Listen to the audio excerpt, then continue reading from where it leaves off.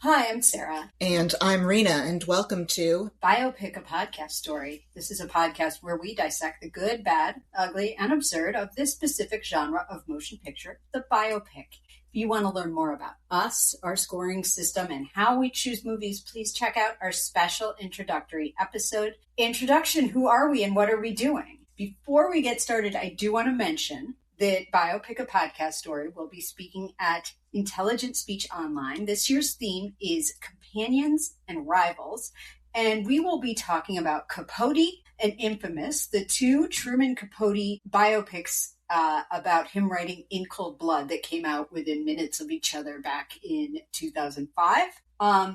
Intelligent Speech is a veritable three-ring circus of content composed of 4 virtual rooms running simultaneous 40-minute sessions. And these sessions include esteemed keynotes, fascinating and thoughtful creator presentations, or lively roundtable discussions, followed by Q&As with the audience and us.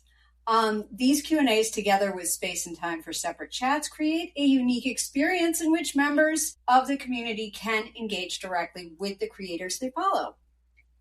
This conference is taking place on February 28th, and your ticket not only includes live attendance, but also access to recordings of all the sessions after the event to watch at your leisure. And tickets are available now at intelligentspeechonline.com, and we'll put that in our show notes. Yes. And to get 10% off, enter the code BIOPIC. That's BIOPIC. Yep, we're doing great.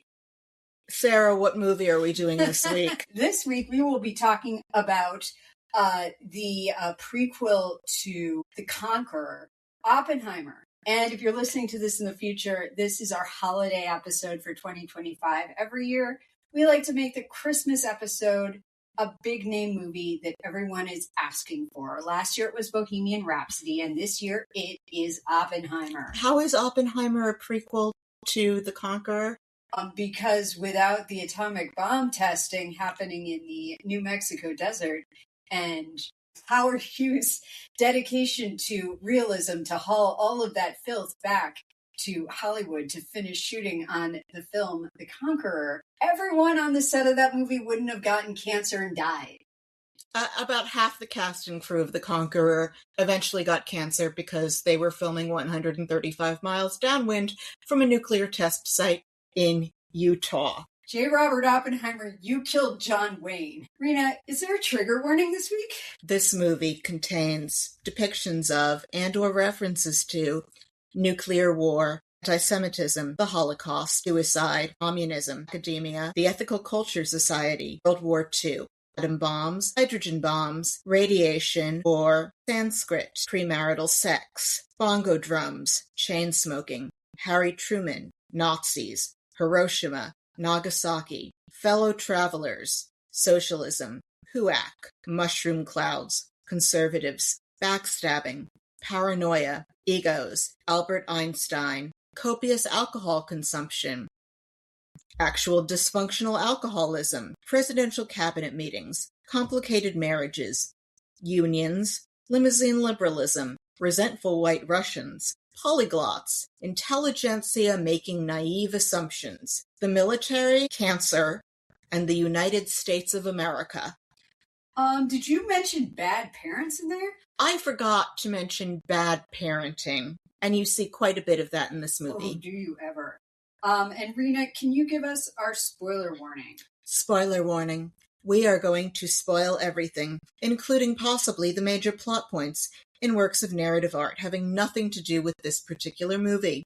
Consider yourself warned. So some of the sources used in this episode include the podcast Star Talk with Neil deGrasse Tyson, the book American Prometheus by Kai Bird, article about Jean Tatlock, the tragic story of Robert Oppenheimer's Truest Love by Katie Rich from Vanity Fair, articles from Fourth Wall Content and FilmUstage.com, just about choice of color in movies, and just a lot of interneting. Before we begin, I would like to note that while he never won a Nobel Prize, J. Robert Oppenheimer's many achievements and accomplishments may possibly include inventing the hipster home blackboard wall and citing Kai Bird on this, as it describes how Oppenheimer redecorated in his house at the Institute for Advanced Studies in my hometown, Princeton, New Jersey. His predecessor, Frank Adelo, a scholar of Elizabethan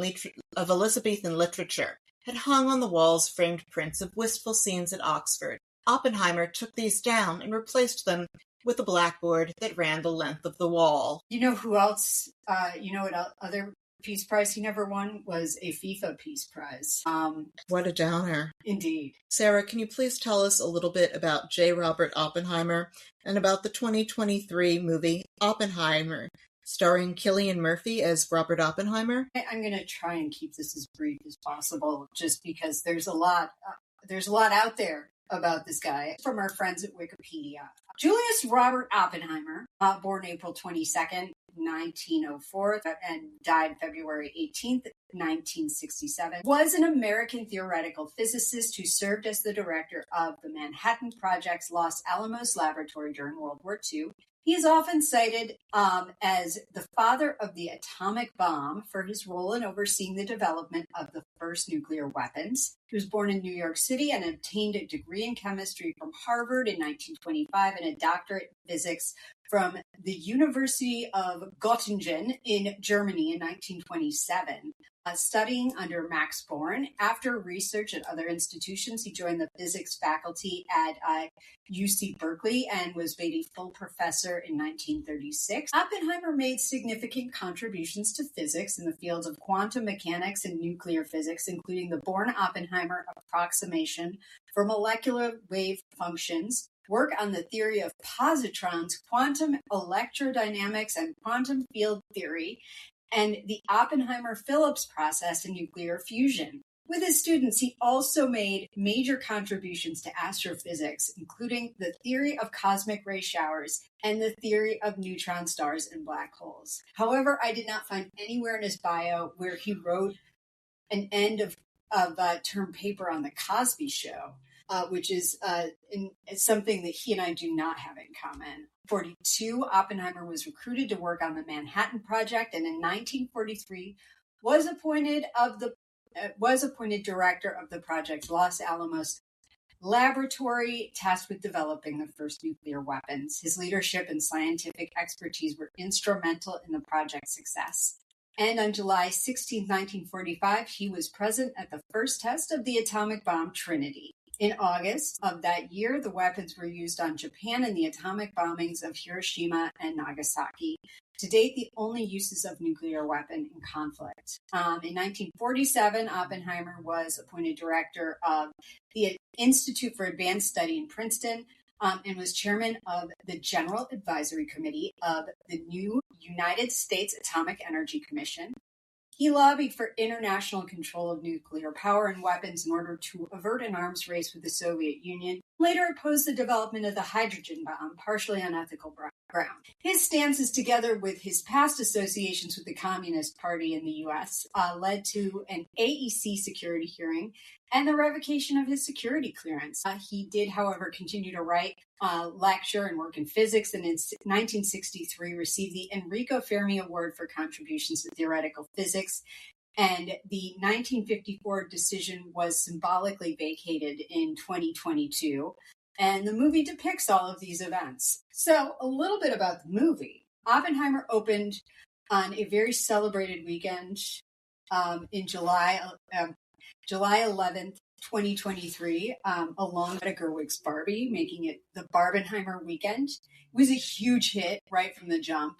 They had a budget of about $100 million, and it made $975 million in the box office. I just want to point out this is a 180-minute long film about events happening stateside in a war that was taking place 80 years ago. And it, along with Barbie, proved that people will go to the movies and see non-superhero content if it's good. And the Barbenheimer phenomena was just a brief moment in our very savage world in which we were all united and happy. For just a moment. Just a moment. So this movie's journey started in 2005. Sam Mendes wanted to adapt American Prometheus.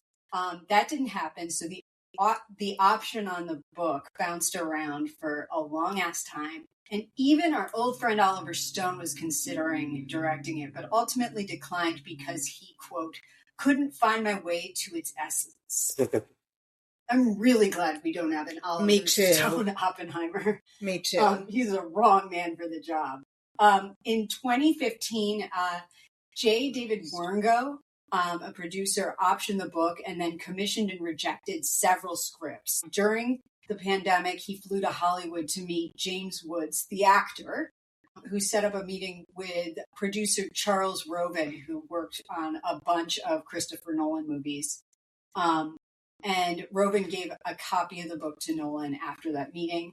And both Werngo and Woods are executive producers of the film. And Woods said he was asked not to promote the film because of his outspoken political views and how they posed a risk to the film's commercial success and awards campaign. And that was the right decision. Yeah, I'm surprised at that, James Woods. I did not expect James Woods to enter the chat, but here we are. Christopher Nolan wanted to make a movie about Oppenheimer for a long time, coincidentally in all of this. In 2019, toward the end of production of Tenet, Robert Pattinson gave him a book of Oppenheimer's speeches, and Nolan was very intrigued with how Oppenheimer struggled with the implications of his accomplishments in Los Alamos and was really attracted to that aspect of the subject matter. And would you like to hear yet another round of Warner Brothers fucks up in the tradition of Warner Brothers fuck ups around release strategies?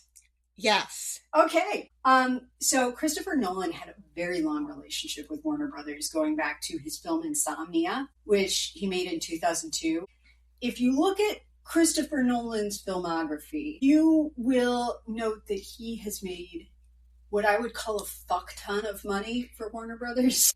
In December 2020, Warner Brothers announced its plans. Now, you may recall what was happening in the world in December 2020. Everyone was trapped in their homes, isolated, lonely, and miserable. Yep, that about covers it. So Warner Brothers announced plans to give all of its 2021 films simultaneous releases in theaters and on HBO Max because of the impact of COVID-19 on the film industry. Christopher Nolan was pissed about this. He has always been a staunch supporter of traditional film exhibition and of seeing movies in the theaters. And he had also been left out of the shifting sands of the release strategy around his film Tenet, which came out in the summer of 2020. It had the misfortune of coming out in that time period, and as a result served as a test balloon for every other studio and every other film about how to and not to approach opening a movie during the pandemic, which is really unfortunate. So when it came time to announce that he was going to make Oppenheimer in 2021, he went to pretty much every other studio except Warner Brothers. Makes sense. It does. Worth noting, Paramount was ruled out early in the process due to the fact that they replaced their CEO with Brian Robbins, who, if his name is unfamiliar, he was an actor. He also directed the film Varsity Blues and a bunch of other stuff before becoming a film executive. He was a huge advocate for increased streaming service releases, and he is also a noted friend of Dan Schneider, the noted scumbag of Nickelodeon's children's exploitation factory. Oh boy. Yeah, and if he didn't know what was going on there, he really, he shouldn't be allowed to live independently or drive a car, because it's pretty obvious what was happening under Dan Schneider's purview at Nickelodeon, which is also part of Paramount. Nolan ultimately signed with Universal. He had worked with Donna Langley, who was the chairwoman and chief content officer of NBC Universal's studio group on a television series that ultimately didn't happen, that was going to be a remake of the BBC show The Prisoner from the 60s, which probably would have been pretty great. Maybe it'll still happen. And she basically said, this is what you want. You want a traditional film exhibition, and gave him $100 million to make this movie. And the rest is history.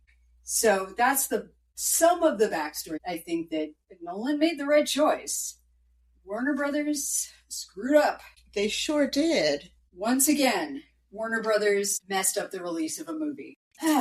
So, with that, do you want to talk about this movie? Yes. So we open on the color orange and explosions and cut to the sharp, intense blue eyes of Cillian Murphy.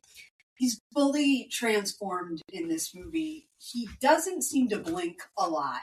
No. And he also lost a lot of weight to play Oppenheimer. Oppenheimer was 5'10" and weighed 115 pounds, so he could give a lot of models a run for their money if he wanted to. Yes, and Murphy looks just like him. We're seeing him and getting a little bit into his world, but then we cut to black and white, where we see Louis Strauss, Admiral Louis Strauss, I'll have you know, is about to testify in front of Congress in sort of the rubber stamping of him getting a cabinet position in the Eisenhower administration. I am so obtuse and such a linear thinker and so literal-minded that while the internet will tell you how many people have observed that the film's color shifts are in color for Oppenheimer's POV and black and white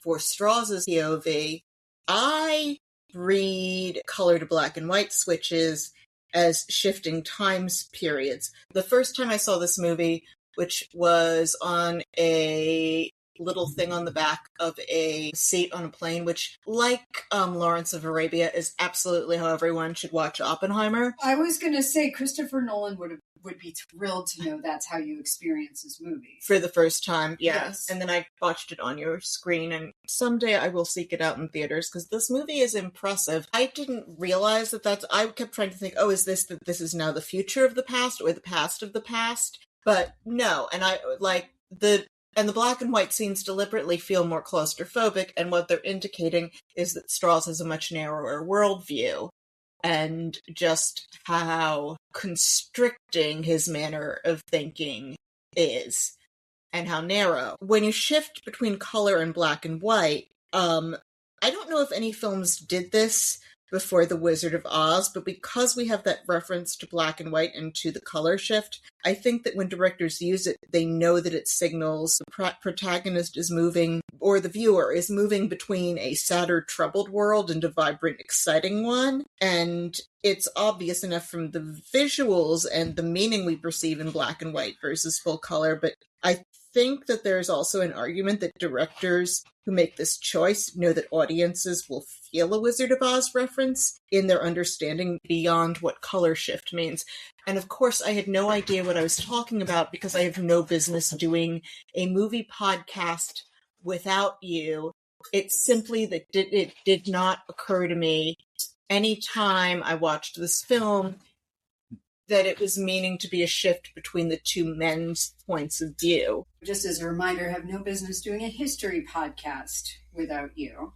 But, I mean, you're pretty much onto it. Contrasting color and black and white have, and using them both in a movie, have mean different things to different filmmakers, and it's even meant different things to Christopher Nolan. And in Memento, you used it to show the things that were narratively moving forward in the right direction. With The Wizard of Oz, I can't say for certain that no other movie did it before that. Certainly The Wizard of Oz is probably the most iconic film to use that shift and to use it narratively, and differentiate between the two worlds, like to show the fantasy of versus reality, and on that deeper level to contrast the drudgery of Dorothy's real life with the endless fantastical possibilities of life in Oz. But the double-edged sword is also like that sepia tone black and white offers her a sense of safety,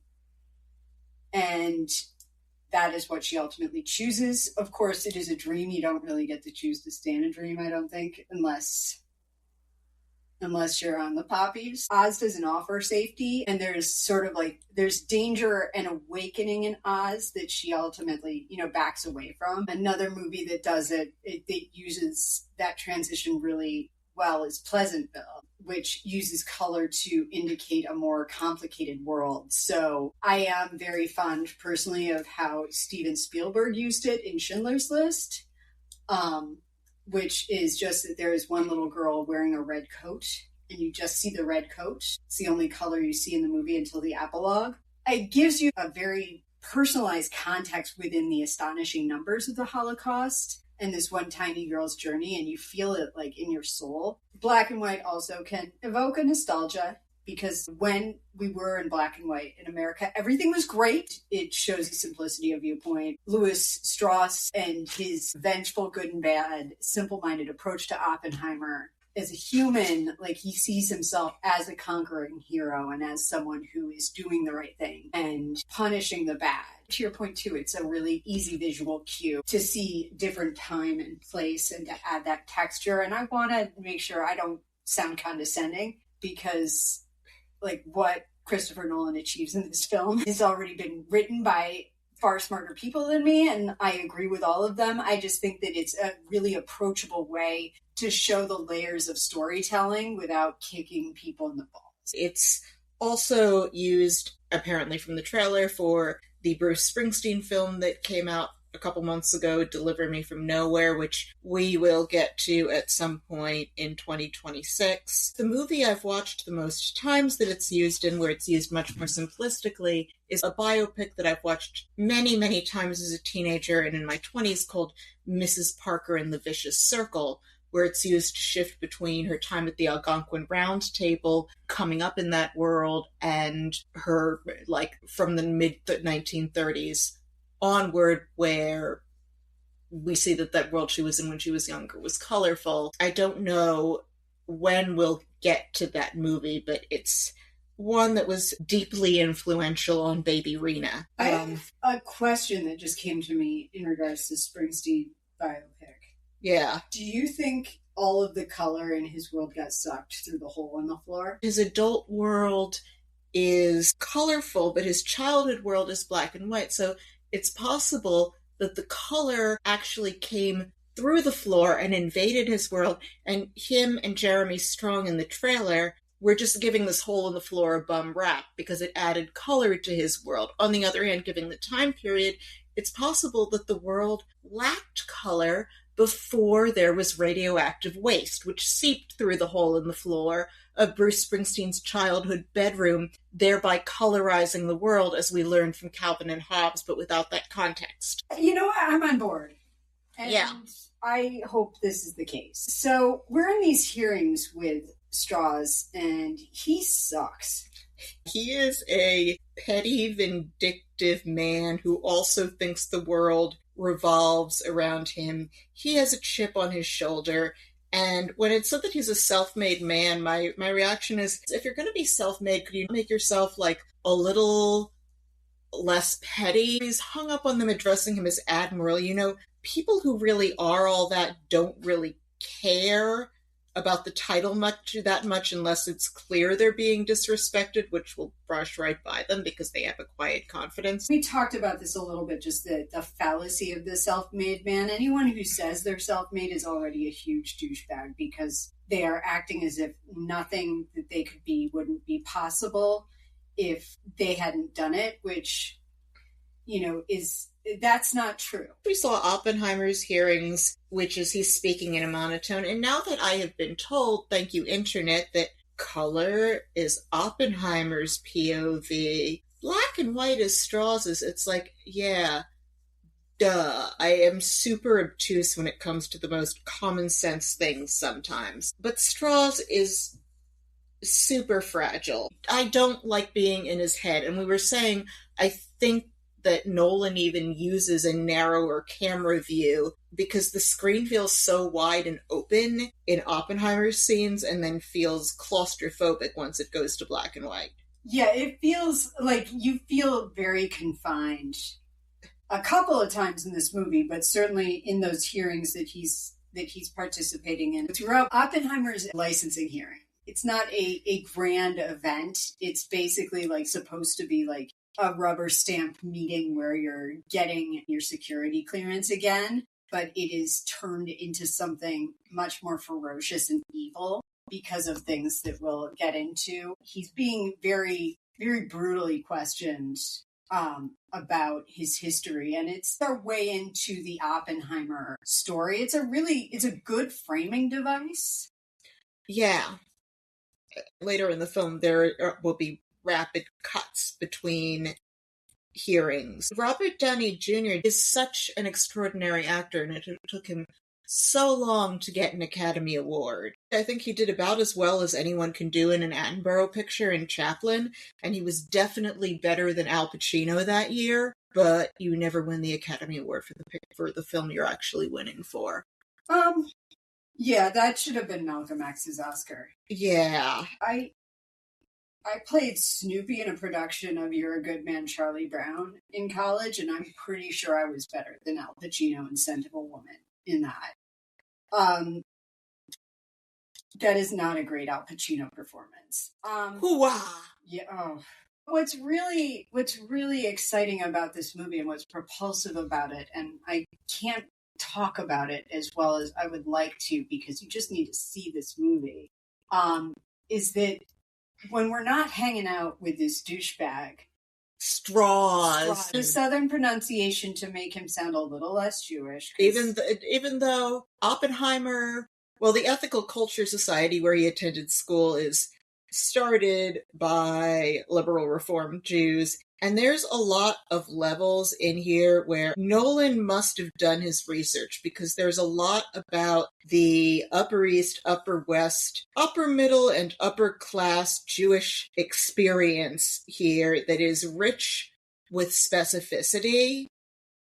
And to my grandparents' and great-grandparents' generations, that really rung true. It's notable that Strauss joined practically every Jewish organization there ever was, and I think they say he's chairman of the board at Temple Emmanuel. Oppenheimer, he's not religious at all. There is that contrast between them, and then the other variant where, when we get to Isidore Rabi, we'll talk about it.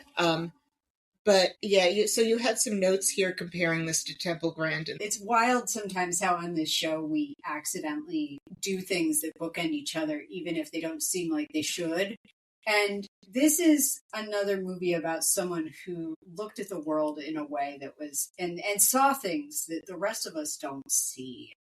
And Nolan presents a visual feast of things that give us a way into understanding, like, not understanding what he's seeing, because it's above my pay grade to even attempt to understand quantum physics and nuclear stuff and whatever. But he gives us a way in to understand the way that Oppenheimer sees things, without having to explain them, without us having to know what they are. We are able to see the way that he looks at things and the way that he sees the possibilities. And it's really wonderful, and it's arresting. And there's so many wonderful sequences of seeing how he looks at things. And we see him at school doing this. And it's just the combination of that and the music is very arresting and brings us into his world in a fascinating, all-encompassing way. Like, there's a reason why he wanted this movie to be seen in theaters. Mm-hmm. And I think also why you see a Nolan movie in theaters is because so much of it is about that visual spectacle. And, like, sometimes the plots of his work, like, don't hold up under intense pressure, but it doesn't matter because it's not about that. And this one does. This is, I would say, probably a perfect movie just about. And it kills me to say this too, because my Lord and Savior Martin Scorsese also released a nearly perfect movie this same year, and this one is just the best movie that came out in 2023. Period. End of story.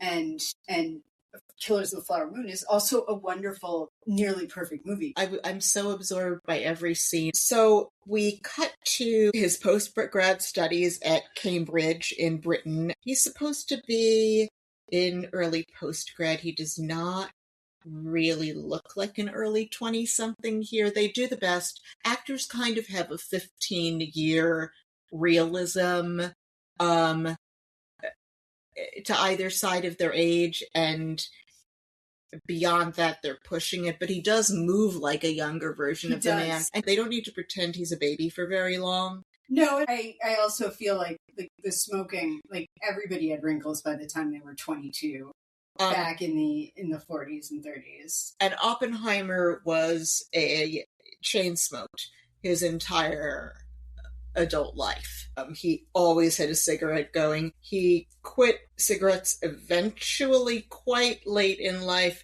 but he still smoked a pipe. I was just like, wow, look at all the places you used to be able to smoke. Congress. Oh, you just there were ashtrays everywhere. You wanted. And people accessorized their bad habit with vim and style. People could buy Cartier enameled flasks and cigarette cases and lighters and be shameless about it, and it felt glamorous. I wish I could wake up in a world where that didn't kill you and just enjoy the accessorization. Yeah, I'd love to smoke again. He's in the lab and everybody's going to go see Niels Bohr speak about quantum physics like you do. I'm trying to imagine having him come to your college instead of, the late Charlie Kirk, who's there to just engage in bad faith arguments. What a time. There was a time too, when Snooki from Jersey Shore on MTV was on the campus speaking circuit. America. When they're all rushing off to see Niels Bohr, his professor tells him that he has to stay and clean the plates. So naturally, his response to this is to inject potassium cyanide into his professor's apple. It's suggested that he hasn't been sleeping well. It's not a great way to die, and also that's totally the move of a completely stable person. The school does find out that he attempted to poison his teacher, so he takes some time off, goes to therapy. He doesn't get away with attempting to poison his teacher quite so easily, but I'm not really interested in seeing them stop the film for this. And he alludes later on to what happened. He wakes up and realizes, oh, maybe I shouldn't have done that, and runs to the professor's lab and runs into Niels Bohr there talking to his professor, and he's like, oh, you're actually very smart. And the professor's like, oh, hey, JK, maybe you are. Well, yeah, because the professor sees someone who he recognizes as his own intellectual superior respecting him. That's something that people sometimes have to see to reassess how they see someone. This movie is also chock full of the best actors on earth showing up for anywhere from 5 to 10 minutes of total screen time. I love what Kenneth Branagh does here, and I could watch this scene 1,000 times. And Branagh asks him, why ask the same question twice? And he says, because I didn't like the answer. And one thing this does really well is, since having them talk directly about the nitty-gritty of physics is going to be very hard to illustrate for audiences of non-physicists. God, there was a line I loved in Martin Amis. Poor physics. Nobody ever really understood her. It's true. They show people's genius by having them say something very simple that lances through an idea. He catches that apple and says there was a wormhole in it, which science pun. And also what Christopher Nolan is good at conveying here is the loneliness of genius, that people who are this smart walk around in a world where no one can interact with them on their level, where they're surrounded by idiots, aka us, who they don't see the world the same way, and that they don't mean anything by it if they speak bluntly or give offense, or that they're just how the intellectual 1/100th of 1% has their isolation simply from just that they see the world differently. This movie is wall-to-wall unhappy people. I wasn't alluding to them being unhappy. I was alluding to the loneliness of everyone else not getting you. Yeah, I think like there's a lot of people who are sort of like are weighted with an intention and intelligence and ideas that are too much for everyday life in this film, and you see how that is, that carries a weight to it. There's a wonderful line here where Branagh is talking to him and he's like, you need to learn the ways of theory, and asks him, can you hear the music of algebra? And I loved that. You listen to Neil deGrasse Tyson, and if you read Carl Sagan, and then this too, sometimes people in science have a way of talking about ideas that is more spiritual than like anything you're gonna get from a religion, and makes you sort of like think about the magic of the world in a way that is just awing and overwhelms just some of the ideas of traditional spirituality. The score really captures that so intensely. The composer is Ludwig Göransson. He said, the score is integral to the film. He estimated that the score is played for at least 2.5 hours of the movie, which I think is a fair estimate. The music is very evocative and consistent, and a very like impactful part of kind of like getting inside his head and seeing the world from his view. Kenneth Branagh tells him that he needs to get out of Cambridge, because being in the lab is not the place for him, and go to Göttingen in Germany, and then we're back to the hearing. Strauss is still testifying, and also sitting next to him in this scene is former child star and now adult working actor Scott Grimes. I just enjoyed seeing him there. He was in a ton of teen mags when I was a kid, so he's there as his aide. That's neither here nor there. And he was just, explaining more about why does he even know Robert Oppenheimer. We see baby Oppenheimer in Germany having a much more fulfilling learning experience.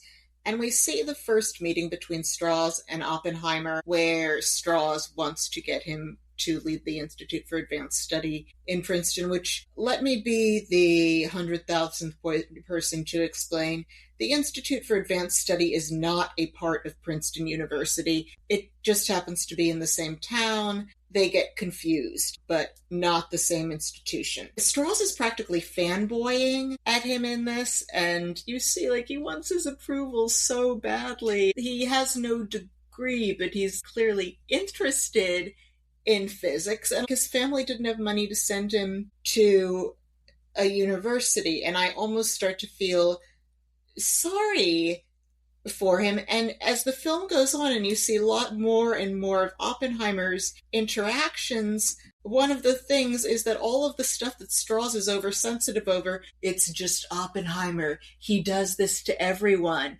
And it's just science nerds being science nerds. And that intelligentsia are often frickin' arrogant and are neurologically missing a screw on some things about interaction or various sensitivities, or that maybe Oppenheimer is used to being around confident people. Strauss could have benefited from getting in a time machine and coming to our era and seeing the Big Bang Theory. He would have, if he had studied physics at a college, he would have understood that super nerds are definitely often in their own little world, and that later on, when Einstein brushes right by him, it's not to insult him, he's just Einstein being Einstein. Einstein was super awkward. Yeah. He didn't talk until he was 4. He takes everything personally. He definitely tests the limits of your empathy. Well, remember, you are your character's lawyer. I think it's brave of Robert Downey Jr. to have taken this role, because also, they have to make him pretty unattractive in this. Any actor with a great head of hair who's okay with them majorly receding their hairline on film, that is lack of vanity. None of these guys have their real hair anymore anyway. Don't tell me that. I'm sorry. Don't. I'm going to forget you ever said that. It's the best not genetically their hair that money can buy. I'm sure it feels real. Sorry. I won't believe you. I'm going to forget that. Okay. Was said. But yeah, he's a little bitch. Oppenheimer mentions that his own father was self-made. His family was quite well off. Oppenheimer's father was a self-made man, but like Oppenheimer gave lectures to a geological society when he was like 7, where the guy who was corresponding with him didn't realize he was writing to a kid. Like, I mean, he's a smart dude. There was one time when teenage Oppenheimer got handsy with a girl who wasn't interested, and his father's way of getting the girl off their case was to give her a Cézanne drawing. Who hasn't been there? Who amongst us? I hope her family held on to that Cézanne drawing. Strauss is also kind of like, doesn't understand why Oppenheimer didn't invite Einstein to be part of the Manhattan Project. He's explaining that their sort of school of thinking about all of this stuff is very different, which is fascinating because it's like, it's physics I don't understand. They chat privately, and Einstein just walks right by Strauss instead of saying hi. All of a sudden, Strauss is convinced that Oppenheimer said something to Einstein to turn him against Strauss, as if that's what these two guys are going to talk about. They do not care. These two dudes have way more heavy stuff on their minds than like this petty bitch. I mean, I'm sure if you said to him, like, yeah, they weren't talking about you, you petty bitch, that still wouldn't, he'd probably still try to ruin you. Yeah, he'd be like, why weren't they talking about me? We're back in these hearings, and we have our first appearance from the wonderful David Krumholtz, who is playing a fellow scientist named Isidore Rabi. This is in a flashback to 1928 from the hearings. But what I found myself thinking is, how much does Oppenheimer really lose compared to the Hollywood 10? He remains in his position of power at the Institute for Advanced Study. He buys a vacation home in St. John. He doesn't lose his substantial personal wealth or his salary. He just loses a little extra money coming in from some government job. He did not materially lose nearly as much as the Hollywood 10, but he was professionally humiliated. But it was supposed to just be a security clearance hearing. It wasn't the same kind of show that they put people testifying for HUAC through. The stakes were a lot higher for those people in a certain way because of the public way that they were mistreated too. No, he didn't die in poverty, unable to do his work anymore. He doesn't need a whole apparatus of let's make the movie you wrote. Since he doesn't need the machinery anyway, like nobody's taking away his ability to study physics. Although, better movie if John Goodman as one of the King brothers showed up at the hearing instead of Rami Malek. Yes, and starts bashing senators with a baseball bat and saying, I do crappy science. Yep. This is, as I said, a perfect movie. Yes. But could it be more perfect? If it had John Goodman with a baseball bat, I don't know. And someone in a gorilla suit and Stephen Root? Yes. It has, like, every actor you love who is not Stephen Root, though. This movie? Yeah. This is wall-to-wall ridiculous talent. It is missing many of my core constituency, but it is... They could not find a way to sandwich Stuhlbarg or Buscemi into the many, many luminaries. No. There are a lot of very talented actors. All that said, Robbie is lovely. You see throughout the film how much stuff that Strauss takes as a slight is just how Oppenheimer casually acts towards people, and if he's among his peers, nobody cares. Like, you see how someone who's like intellectually confident reacts to him, and Robbie isn't put off. It's touching in on those variations of the Jewish American experience in the first part of the 20th century. But first off, it's 1928, Oppenheimer is in Holland, and he has taught himself Dutch in 6 weeks. And Robbie says to him, like, you're a New York Jew, where do you learn Dutch? Robbie says some word in Yiddish, Schwitzer, which means show off. And Oppenheimer says this thing about they didn't speak it on my side of the park. Someone who is his peer just like kind of rags on him for it. I've talked about the magic of David Krumholtz on this show before.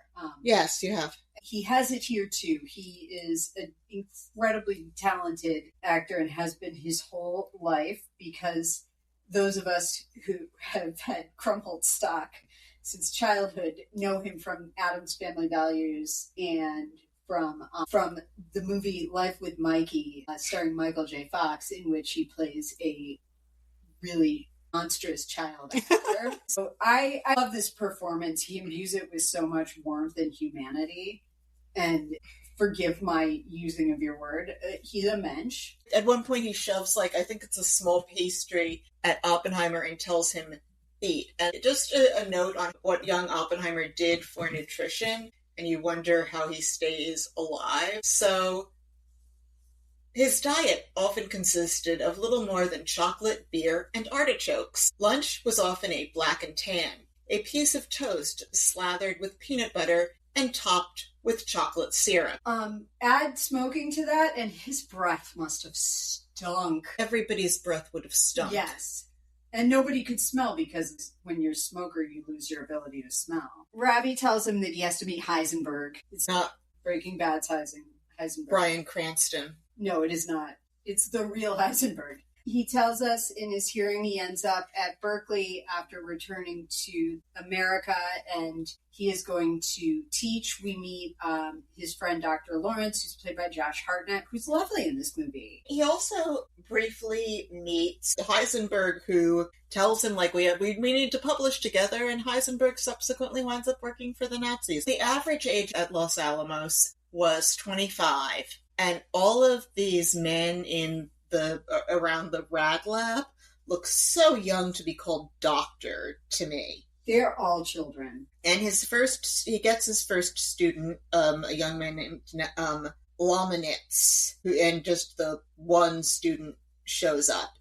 But at first. We quickly see that his class is just growing in size. People are really interested in what he has to say and how smart he is. Also, because it's Berkeley, there are messy left-wing politics taking place. It's the 30s. He is heavily involved in left-wing activities. I look on their political choices in this time as being like the chain smoking. They just didn't know any better. We also need to acknowledge, too, that the country was in a massive depression because of feckless economic activities and unmonitored capitalism, including tariffs. We turn back to how can we better protect people. You know that I despise communists and rarely cut them any slack, but if you wanted to stop Jim Crow, the communists were the only game in town for actively doing anything. The two major parties weren't. And there's a point where he's in a conversation with Lawrence where he asks them, but integration, and lists a bunch of social causes. And Lawrence says, I want to vote for integration, not spend less time on science in order to protest for it. Lawrence is a good stand-in for a white dude who is unaffected by any of these things happening and thus doesn't have to have any skin in the game. I mean, I see it more like Lawrence he's a pragmatist. He'd rather just have some candidate who says, I'm going to do this, who he can vote for practically within parties that actually stand a shot on a ballot of winning. I personally feel much closer to Lawrence than to anyone at the communist meeting. That's fair. I am just pointing out that Lawrence has the privilege to not give a shit. And I'll give someone a pass. Definitely if it's before we knew how bad Stalinism was, but on how could such smart people be such blithering idiots? Well, if you will recall from our episode on the death of Stalin had a really good PR apparatus in the United States. He did, and it took him falling for information to get out on just how bad things were. Yeah. But back to the movie. Clearly, like, it's a social thing. We're cutting back to the hearings, and Strauss is talking about how Hoover opened a file on Oppenheimer. And, like, Hoover, as we know, had a fucking file on everyone. Yeah, like scum, and, like, I guess thanks to FOIA, you can read the FBI file on J. Robert Oppenheimer. I looked at it, and the opening was 184 pages of records tabulating the records. I didn't even get into what they were actually recording. Their file on Kitty Oppenheimer is only about 18 pages. Like, I'm not flattering myself by saying that if Hoover were alive today, he would have a file on us. Why would he have a file on me? Why wouldn't he? I'm clearly the more conservative host. Doesn't matter. We have a podcast. Maybe you're a sleeper cell. I don't know. I'm just saying he saw bad in every single person who was out there in the world. So he had a file on everyone. But yeah, like you couldn't throw a rock and not hit someone who had a file on them by like 1975. And we see his first interaction with one Gene Tatlock. You wrote about this as the Communist Sympathy Party. They also address several times that Oppenheimer never joined the Communist Party. He seems to have a thing about a certain type of women who they are troubled, manic pixie dream girls. They need him. And they can see straight through his bullshit, in a way. He loves a brittle gal. Oh, yeah. He loves a gal who is not very nice, would be how I would describe his taste in women. And we also meet Håkon Chevalier at this party. So he's shown meeting his erstwhile best friend and the woman some describe as the love of his life at the same party, which feels a little too on the nose. It seems expedient, but yes. It's fine as long as, like, I don't like going to other people's parties, as we've discussed on this show. This isn't the worst party we've been to. Would that be the party at Wonderland? The party at Wonderland is pretty bad. I think Florence Foster Jenkins and the potato salad is really, like, that's the worst party. And yes, it's worse than the pool party. There was no potato salad at that pool party. There is no potato salad in this movie because everybody... Is potato salad too capitalist? No, they're too busy smoking. Yes. Why eat something with so much fat and starch in it when you can get all your calories from booze and the occasional piece of toast slathered with peanut butter and topped with chocolate syrup. Anyway, she's prickly, but she is also very foxy because she is played by Florence Pugh. Here is this quote from the Vanity Fair article. As depicted in the film, Jean could be a bit of a skeptic. She called organized religion claptrap, but she was a devoted communist, telling a friend at one point, I just wouldn't want to go on living if I didn't believe that in Russia everything is better. Again, I'm going to just point back to Stalin's PR machine and the movie The Death of Stalin. We go to a sex scene between them. Yep, they hook up. And right in the middle of it, she hops off of him to go look at his bookshelves. Yep, and she picks up... the Bhagavad Gita. Yeah, and it's written in Sanskrit, which Oppenheimer is teaching himself in his copious free time. The point is that he doesn't require copious free time in order to pick up another... Well, there's that, too. Yeah, I'm being sarcastic when I talk of his copious free time. He seems to spend an awful lot of time dedicated to learning new shit. Yes.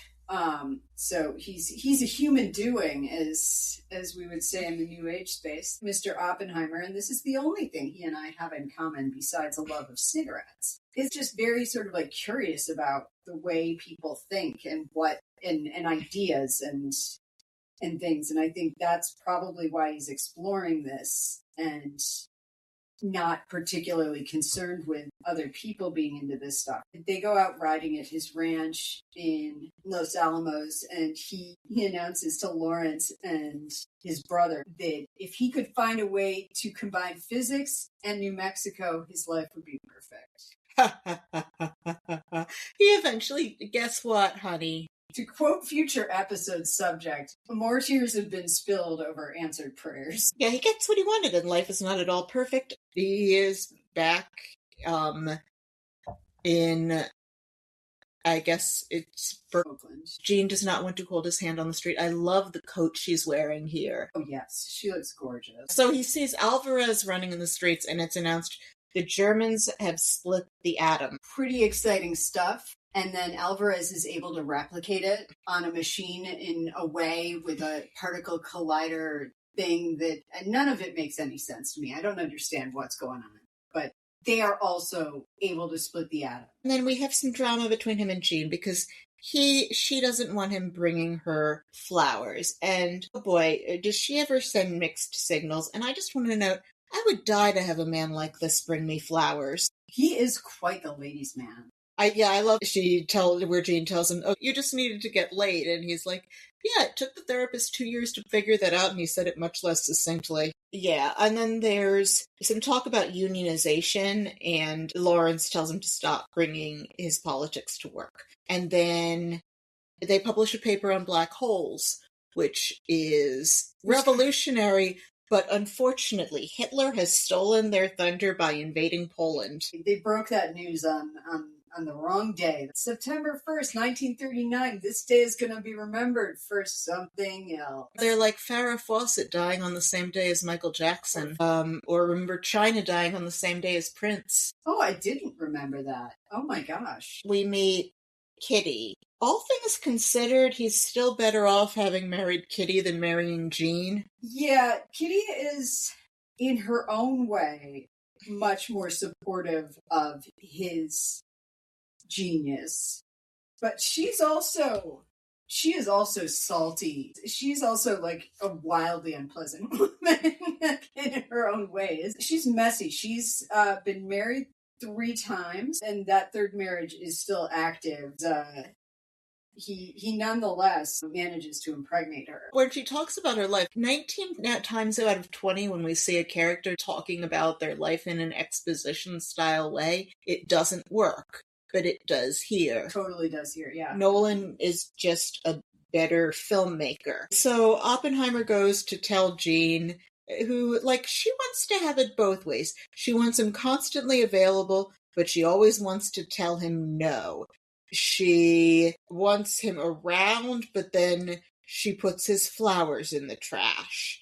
She's just Little Miss Mixed Signals, and I'm gonna say it's not fair to him. It's not a great relationship, if it's even that. And I'm also just gonna point out here, what goes well with radiation is unions, if you've seen Silkwood. So I'm a little nervous about them trying to unionize the Rad Lab. The Rad Lab, yeah. And Lawrence is on this thing called the Project, and he wants to ask Oppenheimer to join the project, but his politics are going to be a problem, is the crux of the issue that we're getting to here. And he's telling him, you have to toe the line and lay low on your union stance, because what this turns out to be is, of course, the Manhattan Project. Oppenheimer, because he wants to help beat the Germans, agrees to cut ties to commies. And then we cut back to the Strauss hearings, and then to another thing where we hear Oppenheimer humiliating Strauss.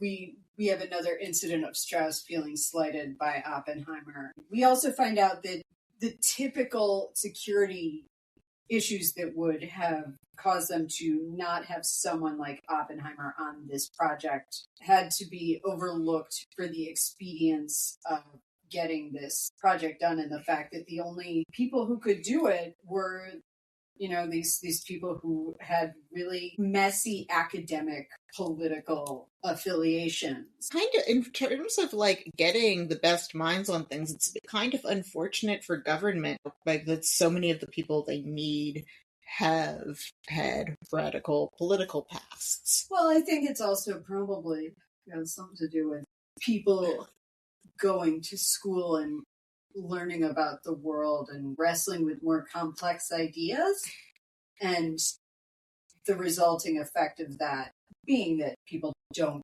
necessarily have as straight a path. We also find out that Oppenheimer's file got given to someone who is a whistleblower, as Strauss is telling the more loud Senate aide who is helping him, who is Alden Ehrenreich, and doesn't have a name, so I'm just going to keep calling it Alden Ehrenreich. I think he's referred to in those subtitles we saw as congressional aide. Also, Kitty has had the baby, and boy, is she unhappy about being a mother. So the Oppenheimers are, we objectively, non-judgmentally, with all the gentleness of our hearts, decided that they are terrible parents who probably should not have had children. He comes home to tell Kitty he's on the project, and she is drunk and letting their infant son scream. So naturally, Robert's solution is to drop the baby off with the Chevaliers for an unknown length of time because Kitty can't parent. Some notes on Robert and Kitty Oppenheimer's F-grade parenting. This is from Kai Bird, American Prometheus, page 548, in reference to their daughter who was born at Los Alamos. In April of 1945, Kitty left for Pittsburgh, taking Peter with her. That's their son, the baby they previously dropped off with the Chevaliers. So this is to show that they picked him up eventually. But she decided to leave her 4-month-old baby girl in the care of her friend Pat Scher, who had recently had a miscarriage. The Los Alamos pediatrician, Dr. Henry Barnett, suggested that it would be good for Scher to care for a child. Thus Tyke, or Tony as they later called her, was moved into Scher's home. That's wild. Kitty and young Peter were gone for 3.5 months, until July of 1945. Robert, of course, was working long hours, so he came by only twice a week to visit his baby daughter. So at one point, he says to Pat Scher, "You seem to love Tyke very much." Scher responded matter-of-factly, "Well, I love children, and when you take care of a baby, whether it's yours or someone else's, it becomes part of your life." Scher was stunned when Oppenheimer then asked, "Would you like to adopt her?" "Of course not," she replied. "She has 2 perfectly good parents." No, she doesn't. When she asked why he would say such a thing, Robert replied, "Because I can't love her." Scher reassured him, saying that such feelings were not unusual for a parent who has been separated from a child, and that over time he would become attached to the baby. "No, I'm not an attached kind of person," Oppenheimer said. When Scher asked if he had discussed this with Kitty, Robert said, No, I was filling you out first because I thought it was important for this child to have a loving home, and you have given her this." I can't help but want to double click on the doctor saying a woman who just had a miscarriage might benefit from caring for someone else's child. I feel like this doctor might have been friends with the Temple Grandin doctor who asked to speak to Julia Ormond's husband. Here's the thing. I don't actually know whether or not that would be good, but it seems like it wouldn't be. This woman who was looking after the Oppenheimer's daughter, she said of it, "It seems to me that he was a man of great conscience, and for him to be able to say to me, now here was a person who was conscious of his feelings, and at the same time feeling guilt about the feeling, and wanting somehow or other to give his child the fair deal he felt he couldn't give her." What kind of is amazing to me is that people kept giving these children back to the Oppenheimers. They couldn't have made it more clear that they weren't interested in parenting and weren't, for any number of reasons, emotionally equipped to do it. You're right. They might have been better off being raised by actual communists. Or by people who like know how to nurture. It's kind of amazing that people let them have the children back. Like this poor woman who's probably like crazy with hormones because she miscarried a baby 4 months earlier. Probably like desperately lonely because her husband is working on the Manhattan Project. And she's living in like the middle of nowhere, and they give her a baby. A baby who's like almost exactly the age that her lost baby would have been. Like, what are we doing? But also, how does that woman not go crazy? I would have a hard time giving the baby back if that... Would you be able to give a baby back under those circumstances? I certainly wouldn't want to give a baby back to J. Robert Oppenheimer. But, like, the idea that of people of means just saying, oh, would you like to adopt her, when, like, people in the worst sort of financial struggles will go through all sorts of hell to hold on to their kids, and the Oppenheimers have the means to basically outsource it, and they still can't be bothered. I wouldn't necessarily want to take their child and raise it as my own, because that is an awful lot of responsibility. However, I would be reluctant to return the baby to a father who said, I really just don't think I can care about her. What he said, this isn't stated as a matter of opinion, he states it as a definite. Because I can't love her. There you go. If someone's like, I can't love that child, I would be like, there are other people who can take care of this baby. Maybe it's not me, but I think that you seem to feel an obligation towards this baby because of guilt, and maybe you shouldn't be a parent. Oh, they should not be parents. I mean, let's see, a father who says because I can't love her, and a mother who constantly has minor auto accidents. So enter Matt Damon as General Leslie Groves. Also known as Paul Newman in Fat Man and Little Boy. Which I'll be excited to get to. Groves comes across to me as a very good judge of character. Yeah, he's also very much a dude. He's talking to Oppenheimer about how he has to come up with a plan. He's like, I want you to come up with a plan, but I've also heard that you couldn't be trusted to run a hot dog stand, which, same, J. Robert Oppenheimer. I guess he and I have a couple of things in common. He does devise a sort of strategy that will put 4 different groups of people, scientists, at a crossroads where they can be connected to each other in a certain way. And he also says that Heisenberg is 18 months ahead of schedule. That anti-Semitism is their only hope in terms of slowing Hitler down from getting that bomb, because he's kicked a lot of very smart people out of Germany. Yep. They want Einstein to be wrong, so anything that is attributable to him... Yeah, they think like they don't really want to use it. Physics is like Jewish devil art. Yeah. So how do we de-Judaize this scientific discipline? This is mind-boggling. Oppenheimer says basically the same thing to Leslie Groves. I'm considering it, that he says to Strauss. Like, yes. I'm contrasting their scene, and in both cases, there's that kind of charming arrogance where he doesn't really mean anything by it. The things that make Strauss so oversensitive that he ruminates over them and feels this push to try to destroy Oppenheimer, he does the same shit to Groves, and Groves doesn't care. He's just like, oh, you guys are all nuts. Yeah, Groves just wants the best man for... And granted, Groves has gone to MIT. Groves graduated 4th in his class at West Point. Groves is an adept engineer. He knows enough to know what people he has to get and how to use them. That's also part of being a good manager and being a good leader, is knowing who the right people are to have in the room with you, making the decisions. Right. How to know who is smarter than you. His considering it results in him doing it, and he finally gets his dream of marrying physics and New Mexico. He builds a secret laboratory, and they have to build a full town around this lab in Los Alamos. They're bringing in some of the youngest, smartest minds. The average age at Los Alamos was 25. Oppenheimer is 39 when he takes on this project.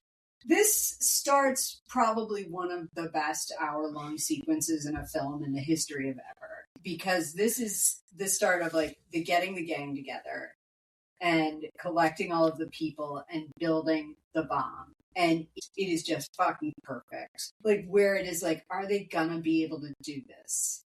Yeah. And it is very exciting, and it's a really like it's a really wonderful trick that Nolan plays in this film by changing the tone of each chapter. And this chapter of it, you forget the impact of what they're doing. You forget the implications of what it will mean in 80 years when we have a bunch of jackasses holding the nuclear football. It is just about winning.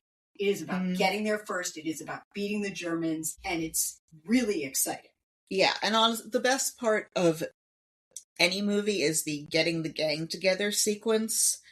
That this happens in so many films, and it builds anticipation. It shows a little passage of time. You see that, of course, Robbie looks different than he did in 1928. Also, I love it that this is a time when political purists have to shut up and fall in line in the name of a greater good. And maybe that's part of why this part of the movie makes me so happy. It also bears pointing out that the messiness of some of the politics that we see people coping with in this sequence aside, Americans gave up, like, not even nearly as much as Europe, I want to be clear. Americans did an extraordinary amount of sacrifice and unification during this time period. It's a really powerful thing to look at and think about. The one stat that always kind of fascinates me about World War II is that they made 20 total cars in this country for civilian use during the war. Wow. Like, no one got a new car. Where do you know that from? For 5 years. It is in Ken Burns' The War. The miracle of it, and we cannot get to save our asses, get this kind of unity today. It's so beautiful to me that people could all come together around, hey, at least we're better than the other guys for once, and that was enough to propel us to saving the world. People made a lot of sacrifices in terms of like growing their own vegetables and rationing and doing everything with an alignment and a goal of supporting our country. When you think about the year in which this film was made, a couple of years before that, people lost their goddamn minds because they couldn't go to Applebee's for 3 weeks. This film copes with the ramifications of creating a nuclear weapon in the third part of it. But I think that there is something very galvanizing and powerful about seeing all of these people from all of these different backgrounds coming together and being the smartest minds in the room and being like, we're going to make something. Sorry for like my little greatest generation speech. No, I love a greatest generation speech. Just as a note, we have decided to leave any discussions about the morality of the bomb out of this because we had a very heated, unpleasant back and forth right before, and we agreed to cut any of that out of here because it will go unresolved, and we have our first Benny Safdie sighting. Also, we have the first Einstein scene. Albert Einstein is huggable in a yogurt from Spaceballs kind of way in this movie. Yeah, he's delightful, and he's played by a British actor named Jim Conti in this. This is an elder statesman of science. He's in the same quandary as the rest of them about all of this. And Oppenheimer has gone to Einstein because Teller, there's a scant possibility that once they drop the bomb, it could set off a molecular chain reaction that could set the entire world on fire. He doesn't inform Groves of this until they're right about to drop the bomb. Nor should he. It's like, basically, like, it's just a scant possibility. It's near zero. There is also a brief James Urbaniak appearance as Girdle. Oh, this is so delightful to see James Urbaniak. Einstein asks him, like, whose work is... And This gets you on the wavelength of some hint of what is it like to be that smart when you see what they're like interacting with people who they know are on their level. Just love that Einstein knows all the people too. That he's like, oh, Teller said this, and he's like, well, who said this? What is this other, and then he's like, he tells him who disagrees, and he's like, well, if this person says that it's wrong, then it's probably wrong. I just love the way that they're this tight little community that knows each other's work on this subject that I can't wrap my head around. Everybody should hate the Nazis, but Einstein has especially good reasons for hating the Nazis, given that he is a formerly German Jew who fled. And glad we got him out of there. Me too. Einstein says to share the findings, despite everything, says to share the findings with the Nazis if it turns out that the atmosphere will ignite. Yeah. Which is just a saintly thing for him to do. But also, it is the responsible thing to do, too. Like, if they're all going to end the world, then, like, don't make it. I don't know if they would have believed him. Yeah. I don't know how this works. I don't understand the rules of engagement with that. Does the U.S. ambassador to Poland or something? There is no Poland. Germany's running Poland. Okay. But does the U.S. ambassador in some country over there go to the German ambassador and be like, okay, this is very bad? Presumably we would have gone through the Swiss. Presumably we would have picked a neutral third party. I have no idea. I'm not a scientist either. Anyway, move on to the Chevalier incident. We see that, they go to the Chevaliers to visit their child, I guess. I'm not sure, and I'm probably... The Oppenheimers aren't even sure of when or if they picked up the child, because it seems to have grown a great deal since they left it there, but it could be that they picked it up and they're bringing it back. Their son, I can't remember whether his name is Peter or Paul, and probably neither could they. Yeah, I'm sure they couldn't remember their kid's name. But this is the Chevalier incident, where Chevalier is acting for someone else in the Communist Party to try to get Oppenheimer to pass secrets to the Soviets, and Chevalier is being a shitty friend here. He really is. This is an interesting choice because they are supposed to be in the American Communist Party, in which case they shouldn't be given secrets over the Russians. No. But nevertheless, Oppenheimer doesn't do it. I wish they could take a cue from look at people who fled the Bolsheviks and see how happy they are about. Oh, we'll meet one of those in a bit. Yeah, I think the pure evidence for the shittiness of Bolshevism is in what a monster it makes Casey Affleck's character, Boris Pash, into. Yes. We see, I think, another moment of Kitty being a terrible parent where she says, "The brat's asleep, time to drink," or something like that. Oh, she's a bad mother. They're bad parents.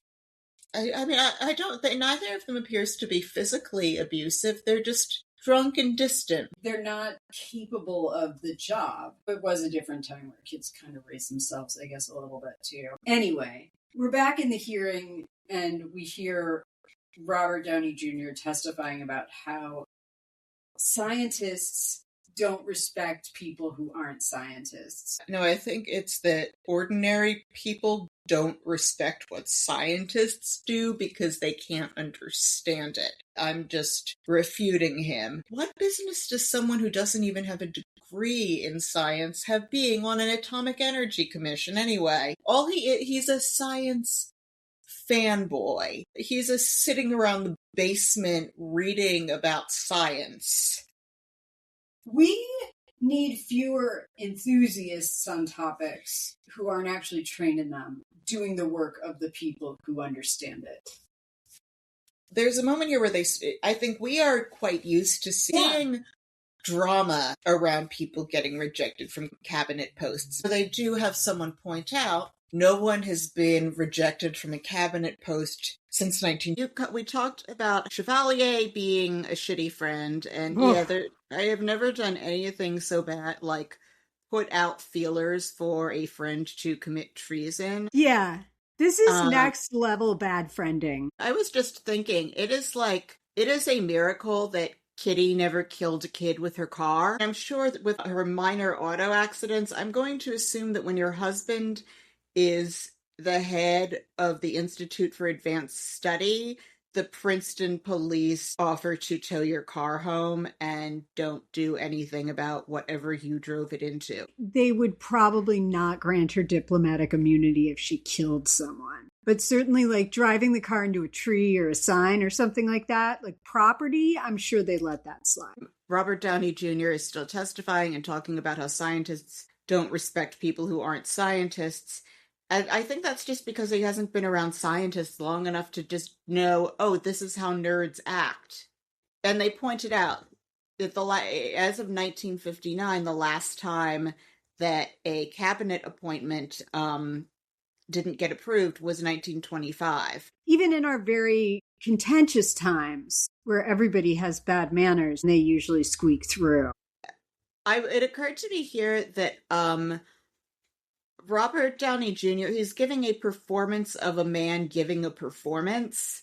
When you see him, like, lying to Oppenheimer about trying to help him right after he's just been in with Borden and Nichols.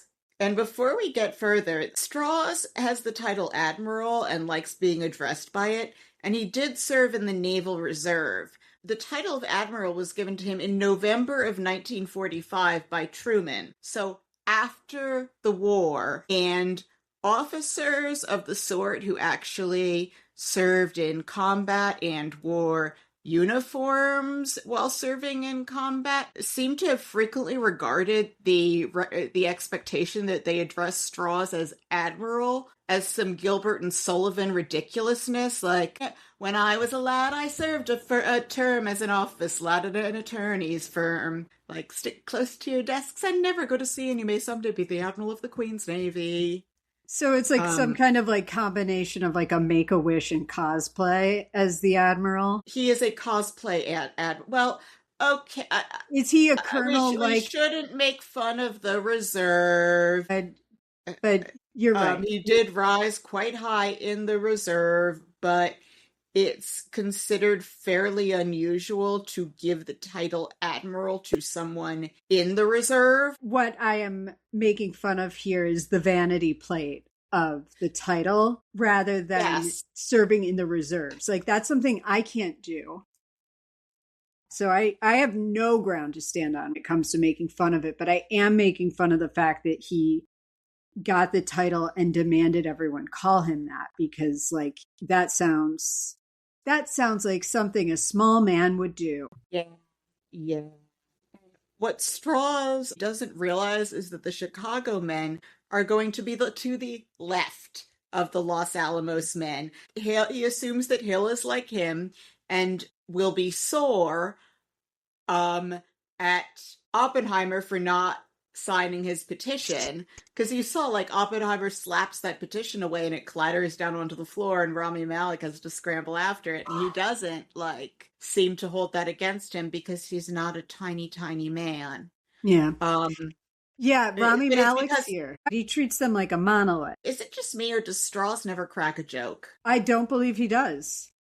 Not once. He's a very self-serious person. We're going to have another very Rami Christmas here because we have Rami Malek. Oh, and God. At first it seems like, what's Rami Malek doing here? But just wait for it. He'll be back. We're talking about the size of this bomb too. And they're finally like, this is going to be measured in kilotons. Yes, we are now back into color in the war, and pardon if we don't mention every time, we are now in black and white. We are now in color. It is 1943. It is 1950. Yeah. Odds are, too, that anyone listening to this saw this movie. It made almost $1 billion.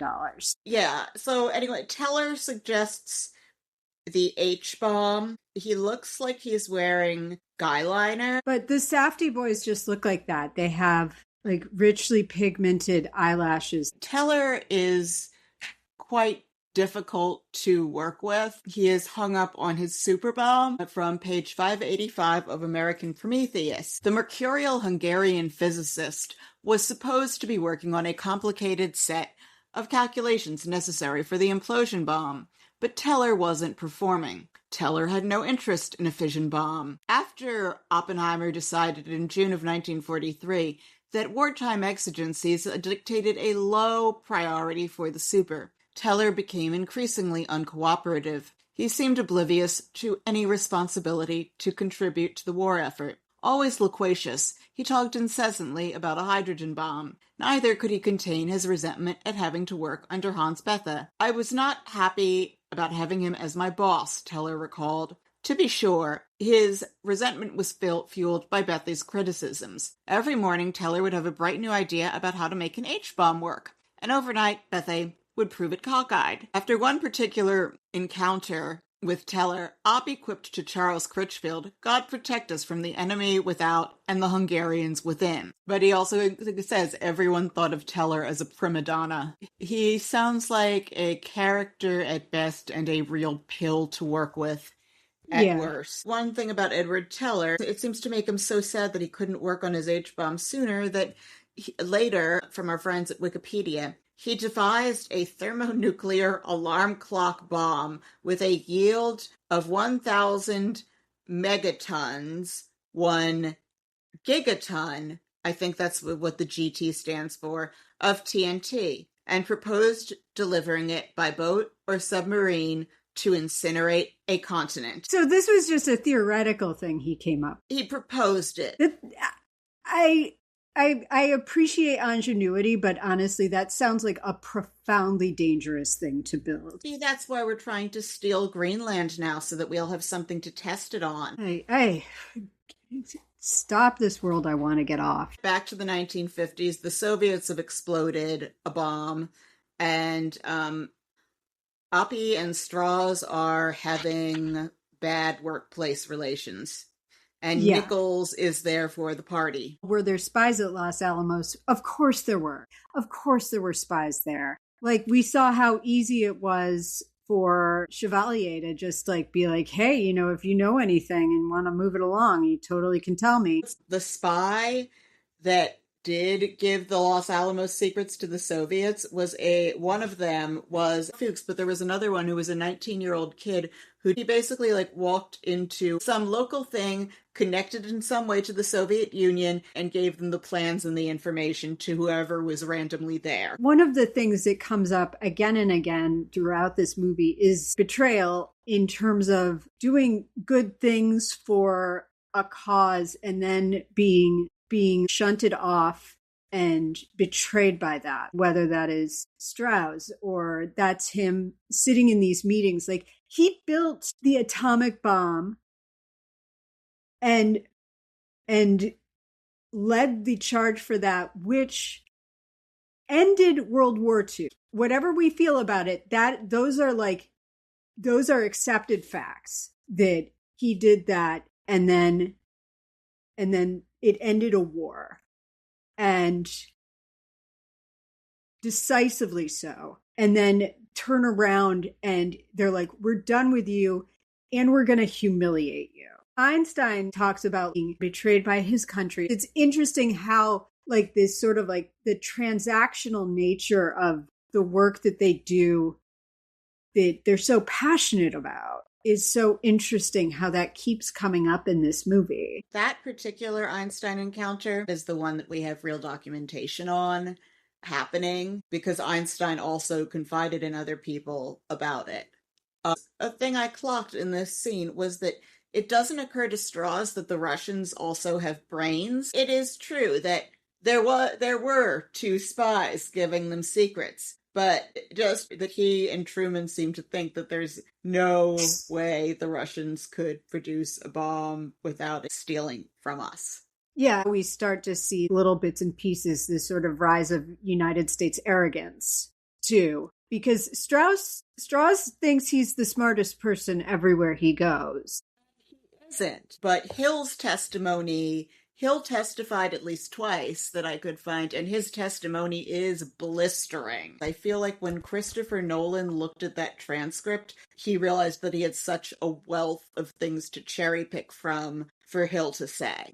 Christopher Nolan, Kai Bird, and Martin Sherwin wrote the screenplay for this. It sounds like he didn't need a lot of help on that particular area of the screenplay. Then back to the hearings in 1954, and Groves shows up to vouch for Oppenheimer, and we're put into suspense as to whether Groves would appoint Oppie today when they ask him. Because it breaks from that, and we don't get back to that particular moment of the hearing for a bit. So we see a sequence here where he goes to see Jean again, and they sit opposite each other naked in club chairs in a hotel room. I'm thinking about chairs that I've sat in hotels.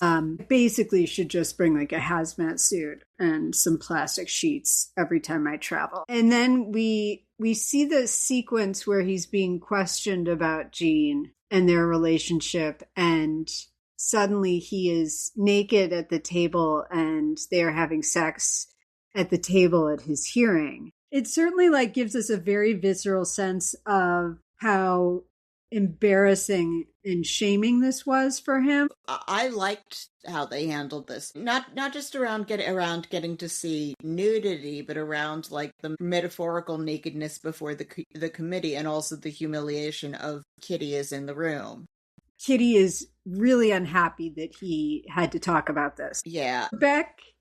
We're back at Los Alamos again, and Dane DeHaan is here, and he is always available to answer the call of being a total douche in a movie. He's really good at it. Nichols is just such a little bitch. He's there basically to like keep a tight rein on activities happening on site, and kind of to be an asshole. And then they find out that Lamonitz has been drafted. Oppenheimer had said, I need him. They want to get rid of him, regardless of how smart he is. But he finds out that his Q clearance has finally been approved. He's trying to get Lamonitz undrafted. He goes to talk to Nichols. He drops a dime on Eltonton, and then he goes back the next day, and Nichols is there with a nice young man named Boris Pash, and this Pash meeting is agonizing. Yeah,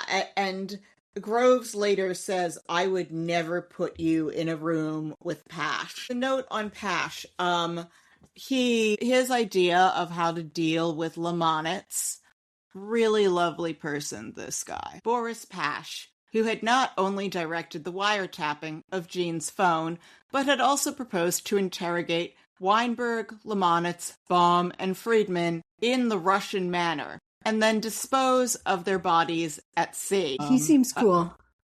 Pash was convinced that he had stumbled upon a sophisticated ring of wily Soviet agents, and he felt that any means necessary should be used to break the suspects. In July of 1943, the FBI field office in San Francisco reported that Pash wanted to kidnap Lamonitz, Weinberg, Baum, and Friedman, take them out to sea in a boat, and interrogate them after the Russian manner. The FBI noted that any information gathered in such a fashion could not be used in court, but apparently Pash did not intend to have anyone available for prosecution after questioning. This was too much for the FBI. You've out-crazied J. Edgar Hoover. He is out-crazy J. Edgar Hoover.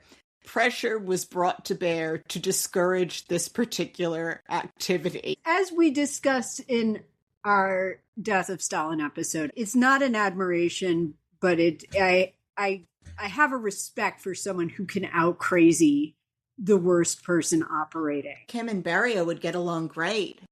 Yeah. But it's noted he is American-born, the son of a Russian Orthodox priest or bishop, I think they say. He went back to Russia to fight Bolsheviks. So, we see Pash inquiring, and he basically turns Oppenheimer into straws.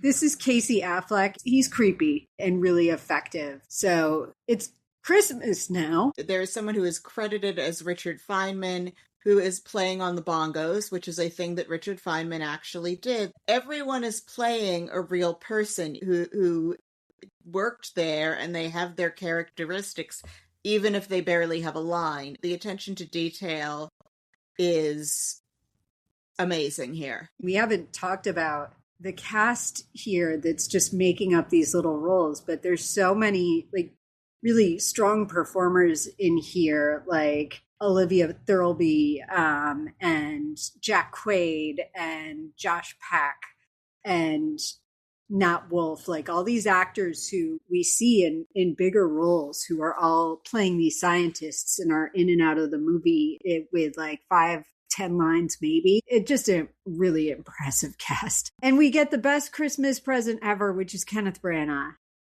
Yay! Bohr is back, and the look on Cillian Murphy's face when he sees him is exquisite. This is a really wonderful scene where they start discussing what the Germans are doing. We find out they're using I think water instead of graphite or something. I don't know anything about any of this. Graphite was a real problem in the miniseries Chernobyl, though, so I know that eventually becomes a component of dealing with nuclear energies. Bohr also tells him, like, I'm not here to help you. The story of how he's smuggled out of Denmark is a thriller itself, because the Nazis are tipped off that Bohr is going to try to flee from occupied Denmark at the last minute. So Bohr and his wife are crawling out the back door of the house while Danish resistance fighters are firing on Nazis and providing cover for them from the front, and I doubt that any of those Danish resistance fighters made it. On his way out of the house, Bohr grabs a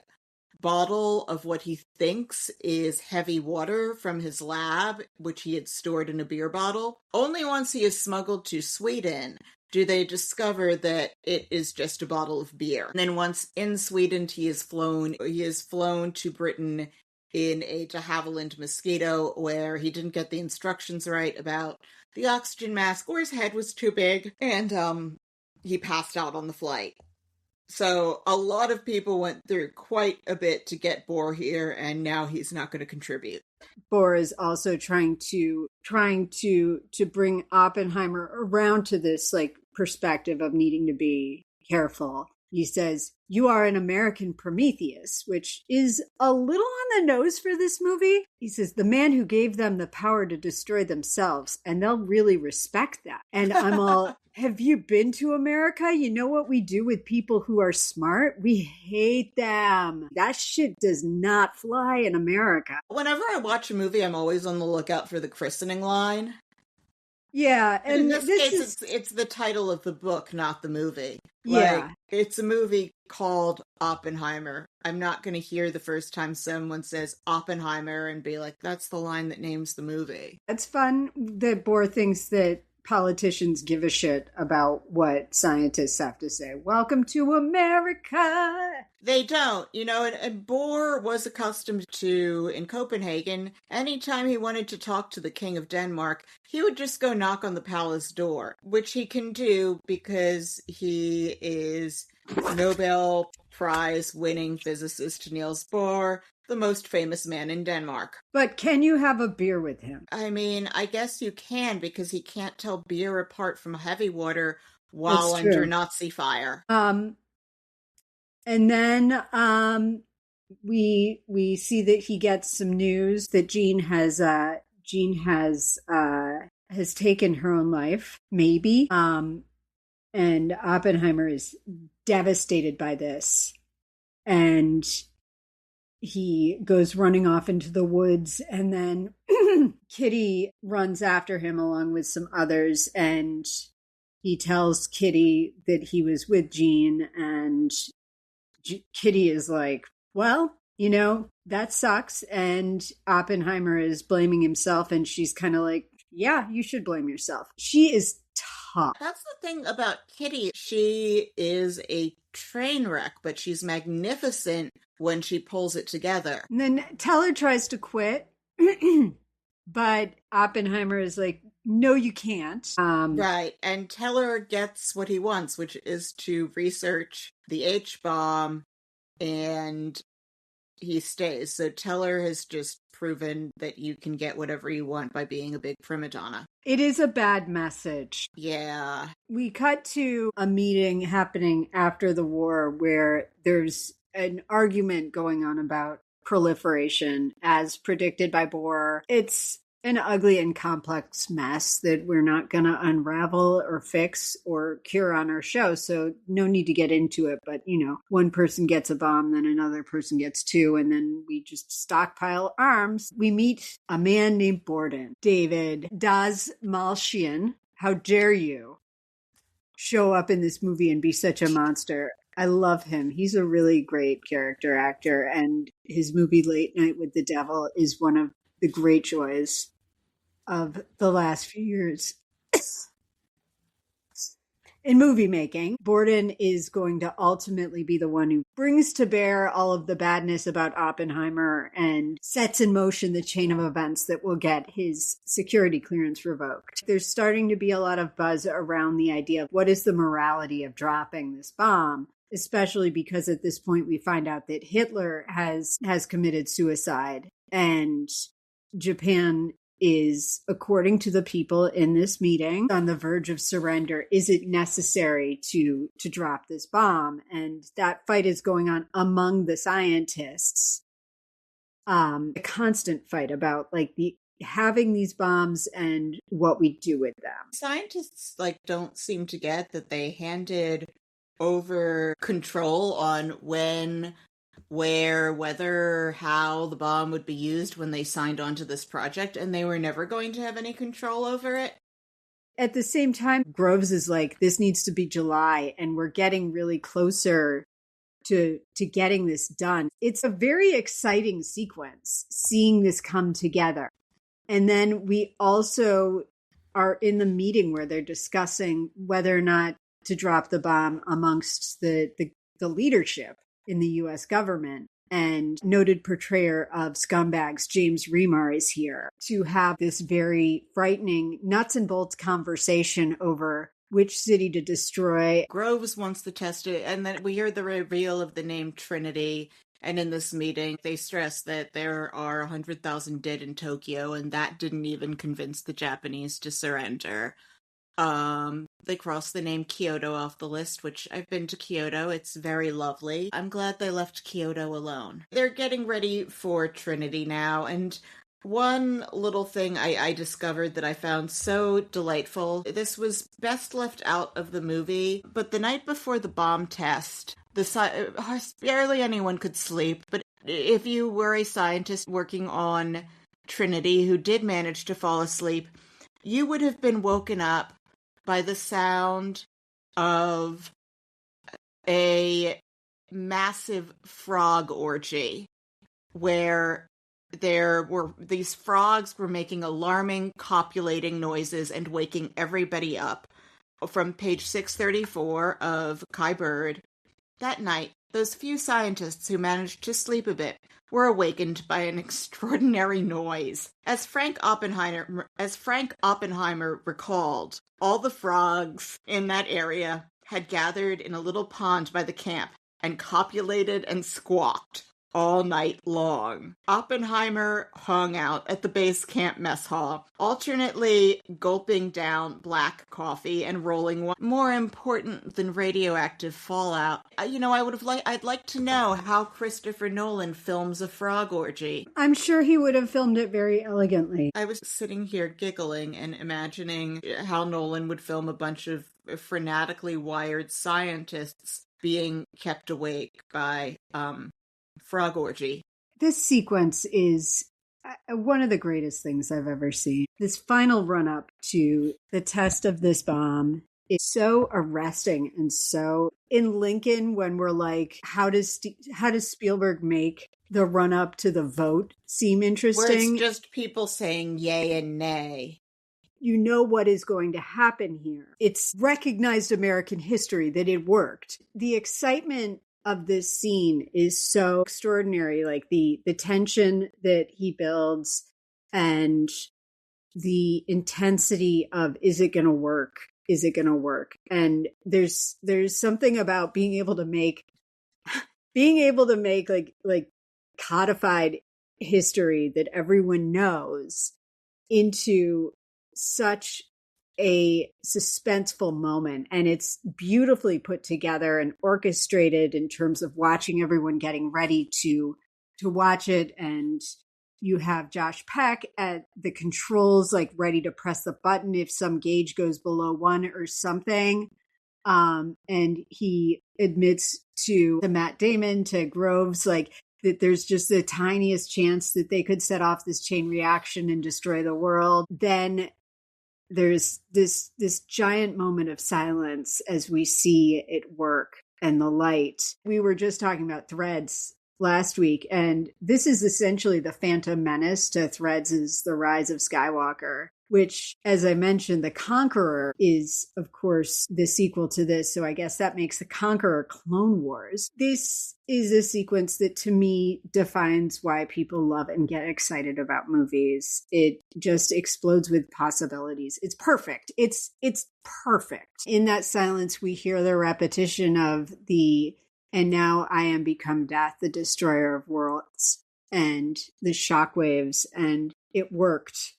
And so there's some behind the scenes magic that I'm going to talk about here, because Christopher Nolan did not use any CGI in this sequence. He is a huge fan of in-camera practical effects.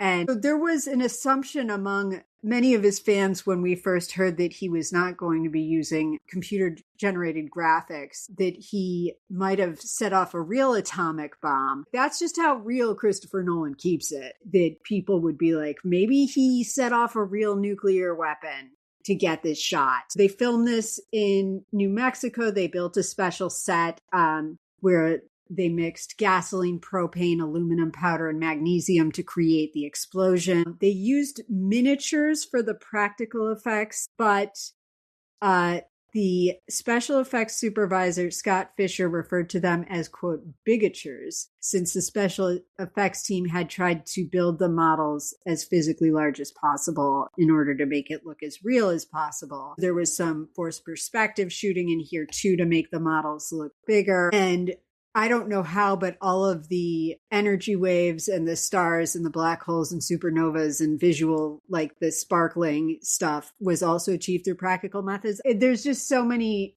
great moments of like seeing them like put the glass up to watch it. Like they had to watch it through glass panels. You see Teller like just put like gobs of that old school zinc heavy sunblock. Yeah, and sunglasses on and sitting in a chair to watch this happen. And we have this long silence where you just hear him breathing. But that moment where somebody talks about that they don't need to put the glass will protect them from the blast, and they ask, but what will protect the glass? That actually happened with Richard Feynman. Yeah. But in that moment when it goes quiet right before we hear Oppie's breathing, in that silence, I'm afraid what I thought about was, did you think about your bills, your acts, your deadlines, or when you think you're gonna die? Or did you long for the next distraction? I didn't get there myself. I guess that's what silence does now. But yeah. Chorus at ruined silence. It's so jarring to see that kind of silence in a movie. And or to hear it, because when a bomb goes off, you kind of expect to hear it, and you do, but not for a moment. And he's so happy, and he gets a message to Kitty, who is sitting at the kitchen table hating her life as her kids are screaming and she probably has a hangover. The code they have is bringing the sheets. Bringing the sheets. And she was hanging laundry on the way as he was leaving, so it's a plausible code. And she's very happy for him too. The great tonal shift that happens here that changes the way the movie feels while you're watching it. I think, like, depending depending on your feeling about what's about to happen with this bomb, the first time I saw this, I was very taken by what I was so excited about, because I was like, yeah, they did it. And I'm like, they built a bomb that they're about to drop on people. I know where you stand on this, Rena, but I think it definitely felt like a mixed bag moment. You sense Oppenheimer's almost like, oh shit, we did it. And then like there's this sense of he hadn't really thought about what was going to happen afterward. The joy was tempered for me not by this sense of, oh shit, what now, but more by irritation at all the second guessers and the desire to kick them into a parallel universe where I can draft all of them to personally serve in the front lines of a Japanese ground invasion. I'm going to move on from there. It's almost like this, unlike the actual children, was Oppenheimer's baby, and it is being taken from him, and it is going to be, it's going to be deployed in a way that he does not have control over any longer. And I don't think that he contemplated, or at least the way the movie is playing it, there's sort of a sense of distress and not being prepared to manage what was to come, like just manage the feelings of letting go of this project. There's that scene of, with respect, Dr. Oppenheimer, we'll take it from here. And this is a little like pat on the head, aren't you cute, nerd clue that nothing he says matters from here on out to anyone with actual power. Intelligentsia doesn't have real power. It's like Strauss says later on about power stays in the shadows. Yeah, they're kind of like starting to pack up, and then suddenly Truman is on the radio addressing the world that the bomb has been successfully deployed. And Grove said that it would probably be around the 6th. It's interesting to see the responses because there is this sort of like Oppenheimer says when he gets the call about it, he's like, everyone here is feeling reasonably good about it. The GIs, this is it. The men in uniform, like the people who would have hypothetically actually had to go fight, are all jubilant. Anyone with a master's degree is despondent. Not quite despondent. Looks troubled. There's anyone who appears to be on a master's degree track or have one looks despondent. And again, my desire to kick them into a parallel universe and draft them for the front lines of a Japanese ground invasion kicks in again here. So then Oppenheimer goes and he makes a speech in front of everyone in their makeshift gym, and everyone's cheering for him. And he's talking about how he's making comments that are ringing hollow about how he wished they finished it sooner so they could have dropped it on the Germans, and people are cheering. And then he suddenly like starts to like imagine more viscerally what it would have been like to be there when that bomb went off. And he starts having some pretty upsetting visions of what was left behind in the wake of the bomb he built. And you did mention visions of a charred Earth, but at that point, the charred Earth he was stepping on there was actually a burned body. Yeah, it's kind of unrecognizable. Yeah, because that's what that bomb did. Yeah, I know. I've been to the museum in Hiroshima. Then we see him going to meet with Harry Truman, who's pretty uncharitably portrayed by Gary Oldman in this movie in an unbilled cameo. Like he's it comes off as a bit of a simpleton doofus. I don't know anything about Harry Truman except that headline on the newspaper, and that he took over. So I don't have an opinion on him. This is a pretty uncomfortable scene because Oppenheimer is again kind of trying to talk about needing to manage the proliferation, and Truman's like, get this fucking crybaby out of my office. And it's kind of shitty. Americans will never, ever have to worry about anybody else having this technology, including the Russians. They're being pretty smug about that, given how Russia has destroyed our nation entirely. So I guess the first time I watched this scene, I was on Oppenheimer's side in it because I hate it when people aren't respectful of brilliance. But this time I was feeling Truman's irritation since he made the call, not Oppenheimer. It was his decision-making process. He was the one holding the burden of power and the responsibility for the lives of hundreds of thousands of GIs.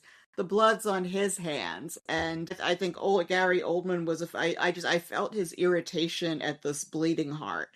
They're at cross purposes. I wonder now how Roosevelt would have handled this meeting differently. I mean, Roosevelt was a pretty compassionate dude. Roosevelt would have found a more tactful and balanced way to handle this conversation. I think Roosevelt would have alluded to the fact that these things are hard, and Truman was just like, fuck you, we won. Oppenheimer's having a little bit of an existential crisis because he's a scientist. He's thinking about the long term, that they maybe opened up a Pandora's box that, you can't stuff the genie back into. Well, what did he think was going to happen? I don't know. Oppenheimer's basically like keeps talking about this is dangerous, and everyone's like, you suck, stop talking. And Strauss is kind of like, I think I'm going to go ahead and destroy this guy's life. They don't go right into it, but, it's pretty obvious what's happened, which is that,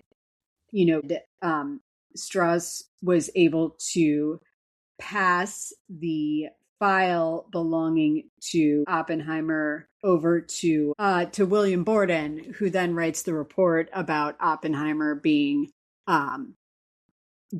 a bad person who deserves to not have security clearance. They'd have the hearing in this like shadowy room where Oppenheimer cannot have an audience, because if he does have an audience, they're going to realize this is all bullshit. And if he does have an audience, he might be able to turn on a little of the old magic. You see the dirt marks in the wall where they removed some poster board from it. Strauss is quite disingenuous. He says, I'll protect you. He's not protecting Oppenheimer. He resented him from the lowly shoe salesman comment, which no malice was meant in that. But he resented him from it onward. Note here that Teller, when he asks, flashing back to Los Alamos, when he asks Oppenheimer for help with the super, he is wrong for thinking that Oppenheimer has any influence. And we note that Strauss has planted a cover story on himself in Time magazine. I found this Time magazine article online, and I was surprised by how deferential it was to Strauss. I hadn't considered that it was a plant. I mean, the aide is finally wising up that Strauss is a garbage human being. Oh my gosh, Alden Ehrenreich. First of all, the best acting he does in this movie is when his face sets in disgust mode, because he's just like, wait, you're bad? And I was like, grow up, Alden. Like, of course he's bad. We're seeing like a lot of testimony going on all over the place, and we're jumping through timelines, and I don't know how to describe all of this that's happening, but basically we do find out that Strauss set all of this up on Oppenheimer in effort to destroy his life. We're going back and forth between his hearing and Oppenheimer's hearing. Basically, like, Oppenheimer is finding out like he doesn't have a chance of winning. He's not going to get his clearance. He's like, I'm going through with this because for my own reasons. And Kitty's like, okay, you have to stop being a martyr about all of this. We cut to Leslie Groves saying that he would, under current rules and circumstances, not clear Oppenheimer for security today. Yeah, but he qualifies the heck out of it.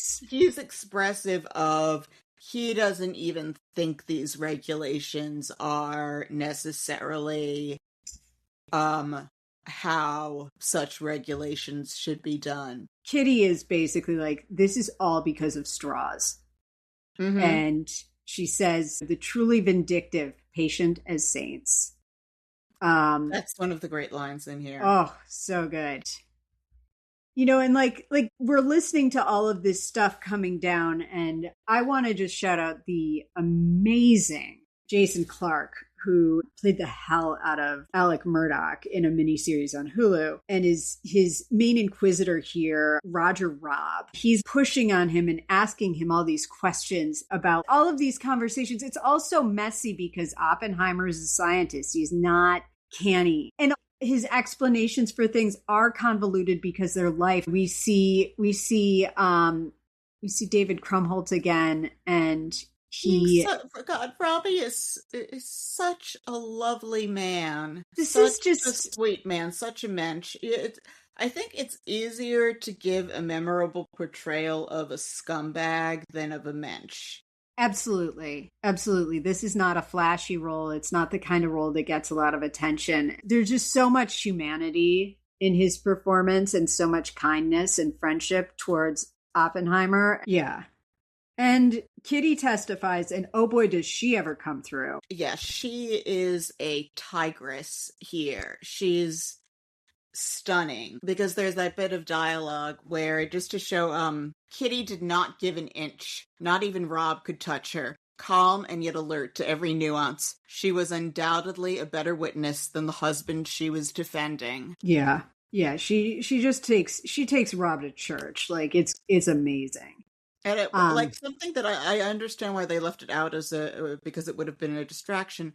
But IRL, they showed up for one of these hearings an hour late, and her leg was in a cast because she had just had one of her little accidents. It's hard being a functional alcoholic. Kitty would start drinking at around 11 in the morning and then go to 4, and she'd have people over at the house all the time to drink. So we're also back at Strauss' hearing, and Rami Malek is back to remind us he is in the movie, and he is going to testify against Strauss, and he takes him to church. Again, Strauss, despite sitting on an Atomic Energy Commission, doesn't know much about the scientific community. He reveals his ego yet again. He's having a hissy fit. And I read some of the congressional record from 1955, and Oppenheimer wasn't the only reason why people disliked Strauss. There's also speeches on the record against his nomination accusing him of wrecking the Tennessee Valley Association and the rural electrification program, which, yeah, LBJ would have disliked him for that too. And so Hill's testimony is blistering, and I found the record in the committee minutes, which go on for 1,100 pages.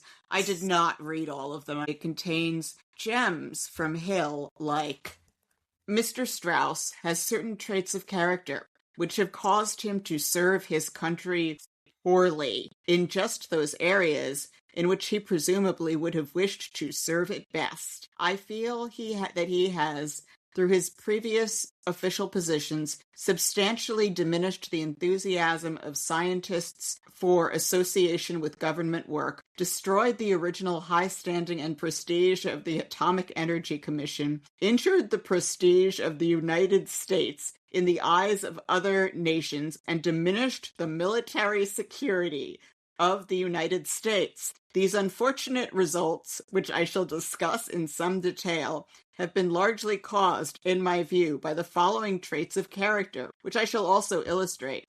1. The incapacity to change his position when he has permitted himself to become prematurely committed to an erroneous stand. 2. The subordination of his own integrity, I should say, to the attainment of personal or policy goals. 3. Obsessive quest for popular and professional approval. 4. Personal vindictiveness against those who have opposed or disapproved his official positions. And 5. Vainness and arrogance persistently demonstrated. Which shit you do not want people to say about you. In front of a committee. Also, remember when these kinds of character traits being bad was a thing? Yeah. Like, someone destroying the high standing and prestige of the United States would be disqualifying? Diminishing the enthusiasms of scientists for association with government work? God, I wish things mattered again. Yeah, so we're back at the hearing, and Oppenheimer's clearance is revoked, although they do acknowledge that he is a good American citizen. And And then we also go to Strauss's hearing where we find out that he doesn't have the votes. You don't have the votes. You don't have the votes. You don't have the votes. Here's where we get our reveal where he says, where Alden Ehrenreich, with a look of disgust on his face, says that the junior senator from Massachusetts who's looking to make a name for himself was one of the dissenting votes, John F. Kennedy. And this is supposed to be autumn of 1959. He's already getting quite close to primary season here. And Strauss, of course, is bitter and petty AF. Yeah, and he's all like, he turned Einstein against me. And Alden Ehrenreich is like, did it ever occur to you that maybe they weren't talking about you? Which, it's a real sad thing that it never occurred to him that they weren't talking about him in all of those ensuing years. At no point did that cross his mind. And, well, Oppenheimer has quite a few conversations with Einstein, but the one that we know really happened was the one where Einstein tells him, you've served your country loyally, and this is how she treats you. And if I were you, I would just say, I would just up and go, and you don't owe them anything. And Oppenheimer says he can't do that. He loves his country. Einstein talked about, he said, Oppenheimer is not as tough as me. I have the skin of an elephant. And, we finally do find out what they talked about at the pond. But shockingly, it wasn't. It wasn't about Strauss. It wasn't about, oh my gosh, couldn't you just not stand talking to that petty, self-important little man? And yeah, and before we get to that final conversation, Einstein says to him, now it is your turn to deal with the consequences of your achievement. And we cut to seeing where Oppenheimer is finally being honored in his old age at the White House.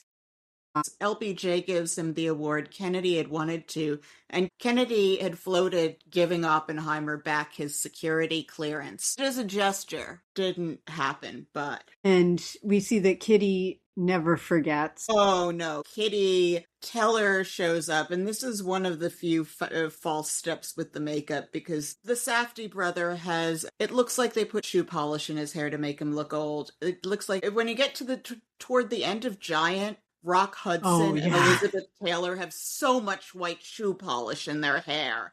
And it looks like that's what's going on here. But it's one of the few times they don't get something right with makeup in here. James Dean looks like he's in a school play at the end of Giant. He is one of the least convincing old people in the history of film. Oppenheimer shakes Teller's hand and Kitty just cuts him off cold. And we're reminded she has something impressive in her. She's just too busy being drunk all the time to do anything with it. Yeah. And then we do find out what their conversation was that caused Einstein to not want to give Strauss his flowers in that moment by the pond, which is, Oppenheimer says to him, when I came to you with those calculations, we thought we might start a chain reaction that would destroy the entire world. And Einstein says, I remember it well. What of it? And Oppenheimer says, I believe we did. Yes, Robert Oppenheimer, not ultimately the person who chose to drop the bomb, but his role in the chain of custody of that project weighs heavy on him in this film and on the end of it. And it's a very unsettling ending and a really, ultimately unsettling, but very thorough portrait of this person and his experiences. As I said, I think this walks right up to being a perfect movie in a lot of ways, in terms of the subject matter it discusses and how it discusses it and how it weaves together all of these bits and pieces of time and does so on, just does so with such pace and thoroughness and thoughtfulness and all of the subtext that's happening throughout the movie. The one thing that stops it from being perfect is Christopher Nolan leaving out that frog orgy. I mean, maybe when he does his director's cut. We'll see the frog orgy. Yeah. or at least hear it. I mentioned to you that like I went on Reddit today and there were a bunch of people hot taking about how not good this movie actually is. It seemed like contrarianism for the sake of it. I don't know how you can look at this contrarians. Yeah. And maybe it's not for everyone, but you can't tell me this isn't a really like outstandingly crafted film. Gorgeous. The layering of story. Robert Downey Jr. almost gets me to feel compassion when I see how hard he's fanboying at the beginning and like his disappointment that he doesn't get to have the velociraptor scene from Step Brothers with Oppenheimer. It's an extraordinary film. I think of the fact that they were able to make $1 billion on a movie about the race to build a bomb for a war that was 80 years ago. I'm happy when anyone can get anyone to care about history. Just like to create something that got people so interested and excited about Los Alamos and about Trinity and about the Manhattan Project, like, and then also like gave you a way into understanding it's like why these brilliant people are so excited by their subject matter, even if like they couldn't possibly explain it to me. Sure, if he were hitting on you, Bob Oppenheimer would attempt to explain it to you.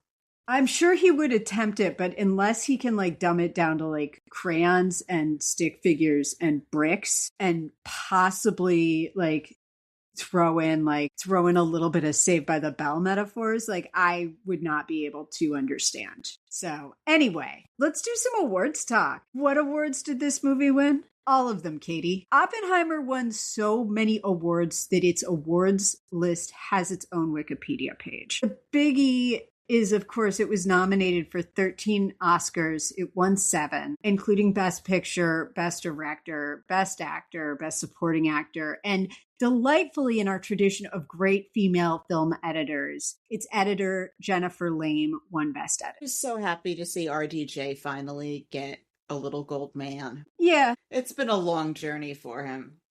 It also won 5 Golden Globes, 7 BAFTAs. It was named one of the top 10 films of 2023 by the National Board of Review and the American Film Institute. It won all of the things.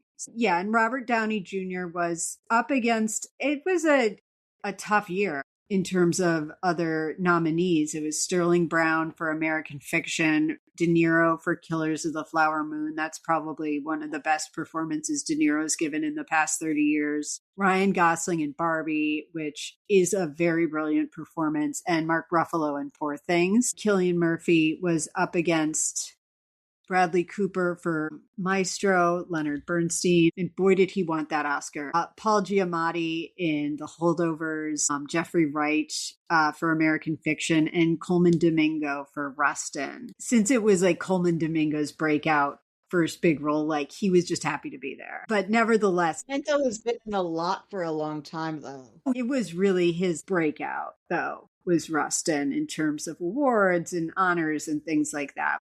It was a good year for movies, and the fact that Oppenheimer cleared the decks in the way it did tells you also how great this movie was. Do you have any choice dialogue? I do. So, Dutch in 6 weeks, but you never learned Yiddish? It's paradoxical, and yet it works.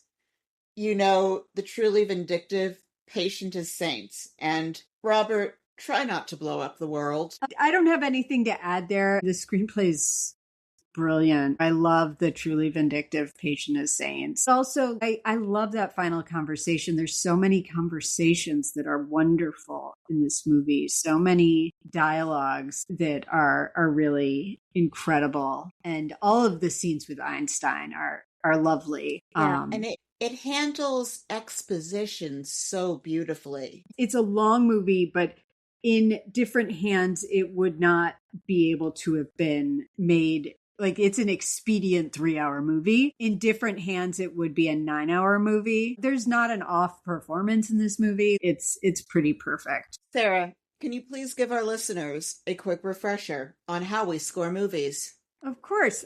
We rate movies on a 1 to 10 scale across 10 areas that we find to be subjectively and or objectively important to most films, but specially tailored to biopics. If you want more details on how we score movies, please scroll down our webpage at biopicapodcaststory.podbean.com.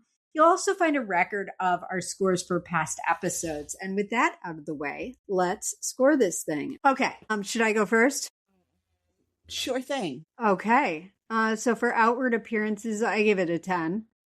Everyone looked incredible and very close to who they were playing. Acting and casting, I gave it a 10. Passage of time, I gave it a 7. It does get a little wonky in there in some places. Costuming, 10. Quality of the script, 10. Accuracy, 9.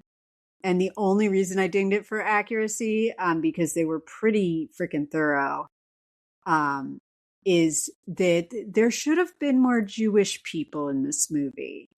There were a lot of Jewish people in this movie. Actors, though, I meant. Oh, I don't mind not seeing Jews cast as Jews. Cases where that would bother me would be if someone were a Yemenite Jew and they cast a German and brown face.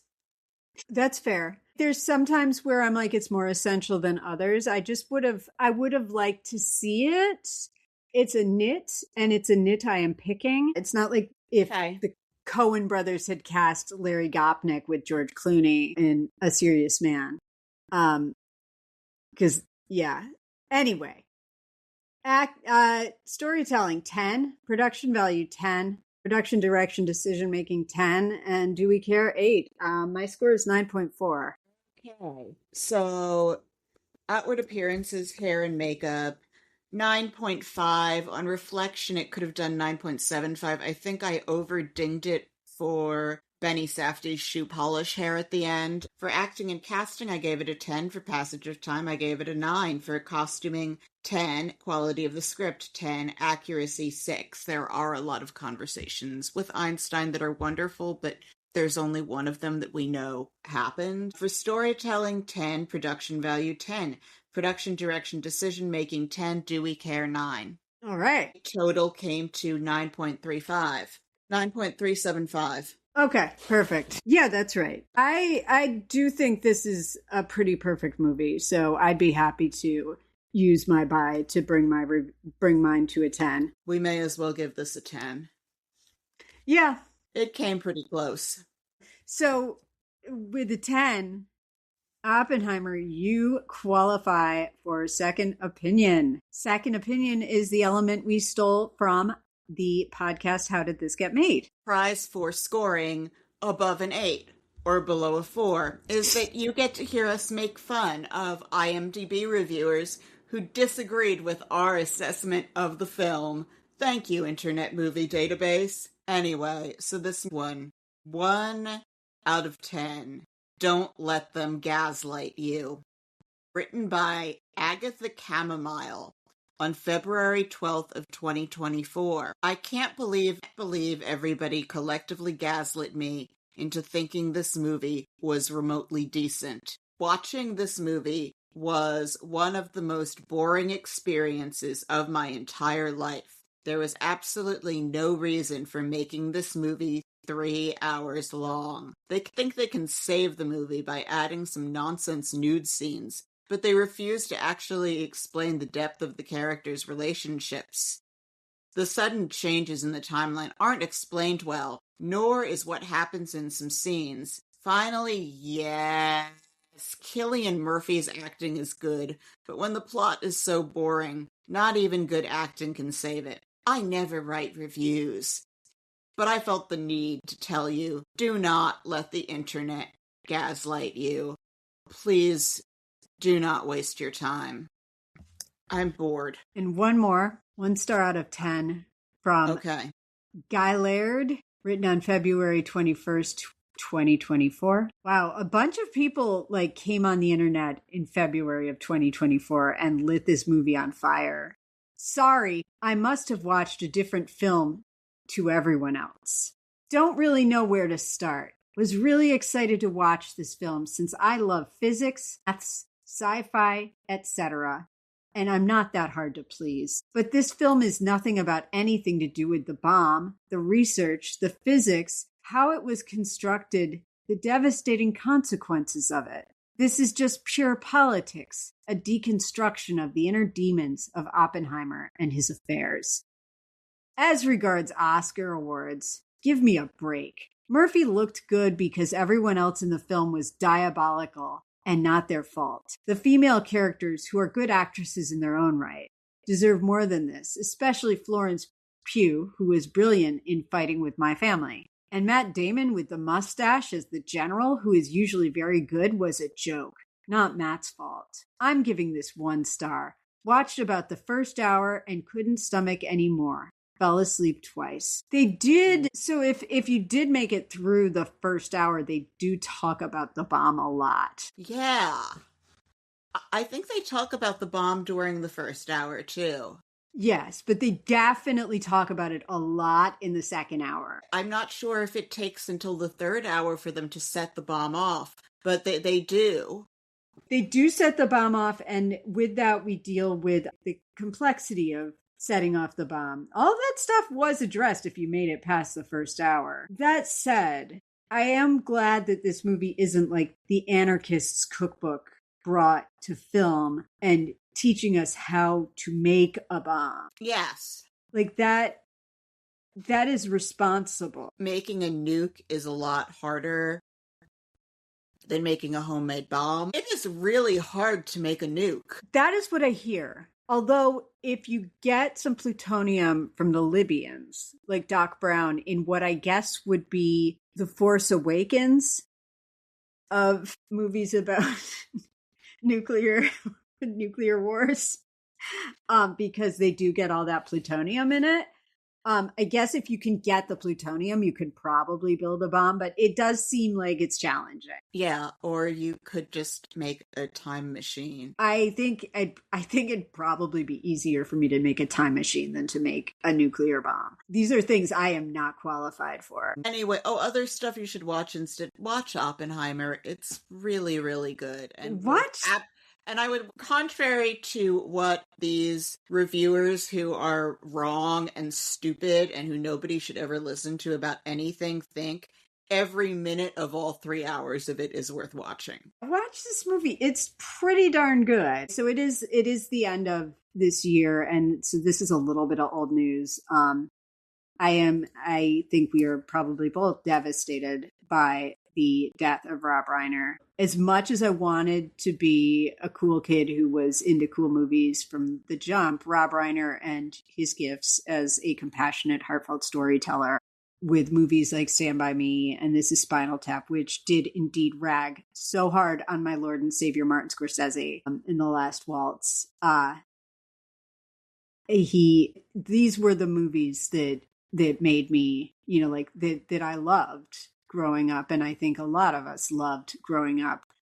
He always found the deepest core of humanity in every turn of his work, and my memories of seeing some of these movies are treasured memories from my childhood. I remember the first time I heard in the narration of Stand By Me that Chris Chambers had made it into that advanced program and then had been stabbed to death trying to settle an argument in a fast food restaurant. I remember how that felt to see that. There's just gifted fucking storyteller and a director who got astonishing performances out of everyone he worked with. And also, not for nothing, my father was Michael Stivic. I have very fond memories of watching Archie Bunker reruns with my family, and also during my education, because I have a degree in bullshit. So I would also like to recommend that everyone watch Stand By Me, Spinal Tap, A Few Good Men. I'm not a Princess Bride person, but I respect the people who are. I am a Princess Bride person. I should love it. I don't know why. But as I said, I respect other people's right to love it because I get why other people love it. It's not for me. American President, like the sure thing, like pick a movie. He had a run like none other in the 80s and 90s. And you're leaving out When Harry Met Sally. Jesus, that movie. Oh my God. When Harry Met Sally probably ruined a lot of friendships, but also it's a beautiful movie. Honor his memory by watching his work and quitting smoking and encouraging everyone to do the same as he did and push back on fascism in his honor. And be a decent human being in his honor. And also another one that just came up yesterday was James Ransone, who was so wonderful in The Wire in season 2. And he was a horror movie mainstay. He was in It Chapter 2, playing the older Eddie Kaspbrak. And he died by suicide earlier this month. And that was announced yesterday. And that is also fucking devastating. And it's awful out there, and I get that. This world is really, really ugly right now. My heart breaks for anyone struggling with that. And take care of each other. Take care of yourself. Sarah, did you know that take care of yourselves and each other is how Jerry Springer used to close the Jerry Springer show every week? Do know that because, again, I have a college degree in bullshit, and I watched a ton of Jerry Springer. Shit. I used to watch it to make fun of people. Yeah, it definitely, it doesn't bring out the good in you. No, it doesn't. I'm also still reading The Power Broker, if anyone is interested. Anyway, Rena, anything on your side to recommend? Rob Reiner, may your memory be a blessing. And it is. It really is. The legacy he leaves behind and the work he leaves behind, it is a blessing.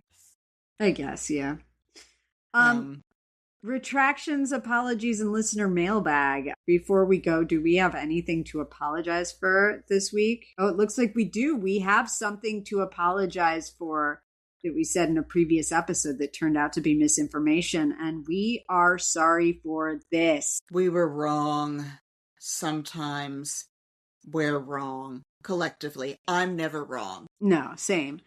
Rena, what were we wrong about? Well, it's more of an omission. So we had a 2-day break in recording for this where I was able to add a few sources that we did not announce under sources at the top of the episode. So we will include those in the show notes. So just a couple of things on our way out here. Our podcast baby has matured into a toddler, and we have launched a Patreon, simply an effort to defray some of the costs associated with bringing our show to you. Platform hosting, recording, equipment, and research. And we occasionally have to order a book off the internet. And we also sometimes have to pay for movie rentals, as we did with this film. And sometimes we may want to see a movie in theaters, or we may have to pay for public transit to see each other if we want to record in the same place at the same time. We are at present offering shout outs and access to our awful first 3 episodes to anyone who chips in for us. And with that, we'd love to thank Brandon and Gates, who signed up already. Thank you, Brandon and Gates. Thank you. As a reminder, we will be speaking at Intelligent Speech Online, which takes place on February 28th, 2026. And tickets are available now at intelligentspeechonline.com. And you can enter Biopic in the promo line for 10% off your tickets. And that'll be in the show notes as well. And if you like this show, please leave us a 5-star rating and subscribe to us on iTunes, Spotify, or wherever you get your podcasts, and tell a friend, or better yet, plural friends, and share us on social media. We hear it helps. You can follow us on Threads, Blue Sky, and Instagram, where we have visual aids from our episodes. Our Instagram handle is at Biopic a Podcast Story. So do check us out there, and we'll link to that in the show notes as well. Please also check out our webpage at biopicapodcaststory.podbean.com to see the official episode ratings for all of the movies that we've done so far. If you would like to get in touch, you can email us at biopiclistenermailbag@gmail.com. Our theme music is by Ben Patch. The intro is his song Slater Cannonball, and the outro is Spring Breakers, and you can check him out on Spotify. Tune in next week when we'll be doing a special episode about what we can look forward to from the biopic in 2026. It looks like it's going to be a pretty fallow year. There is the Michael Jackson one coming out, and about Jimmy Stewart, the Young Washington one being released for the 250th. It is looking like quite a meager year for the biopic. Indeed. But if you want to hear 10 minutes of me asking who the hell KJ Apa is, this is your chance. Let us hope for better times and work. Like we ever get that one. And work for better times, I guess. Yeah. Something. Well, good night to the earnest and the cynical. Good night. Good night, Rena. Good night, Sarah.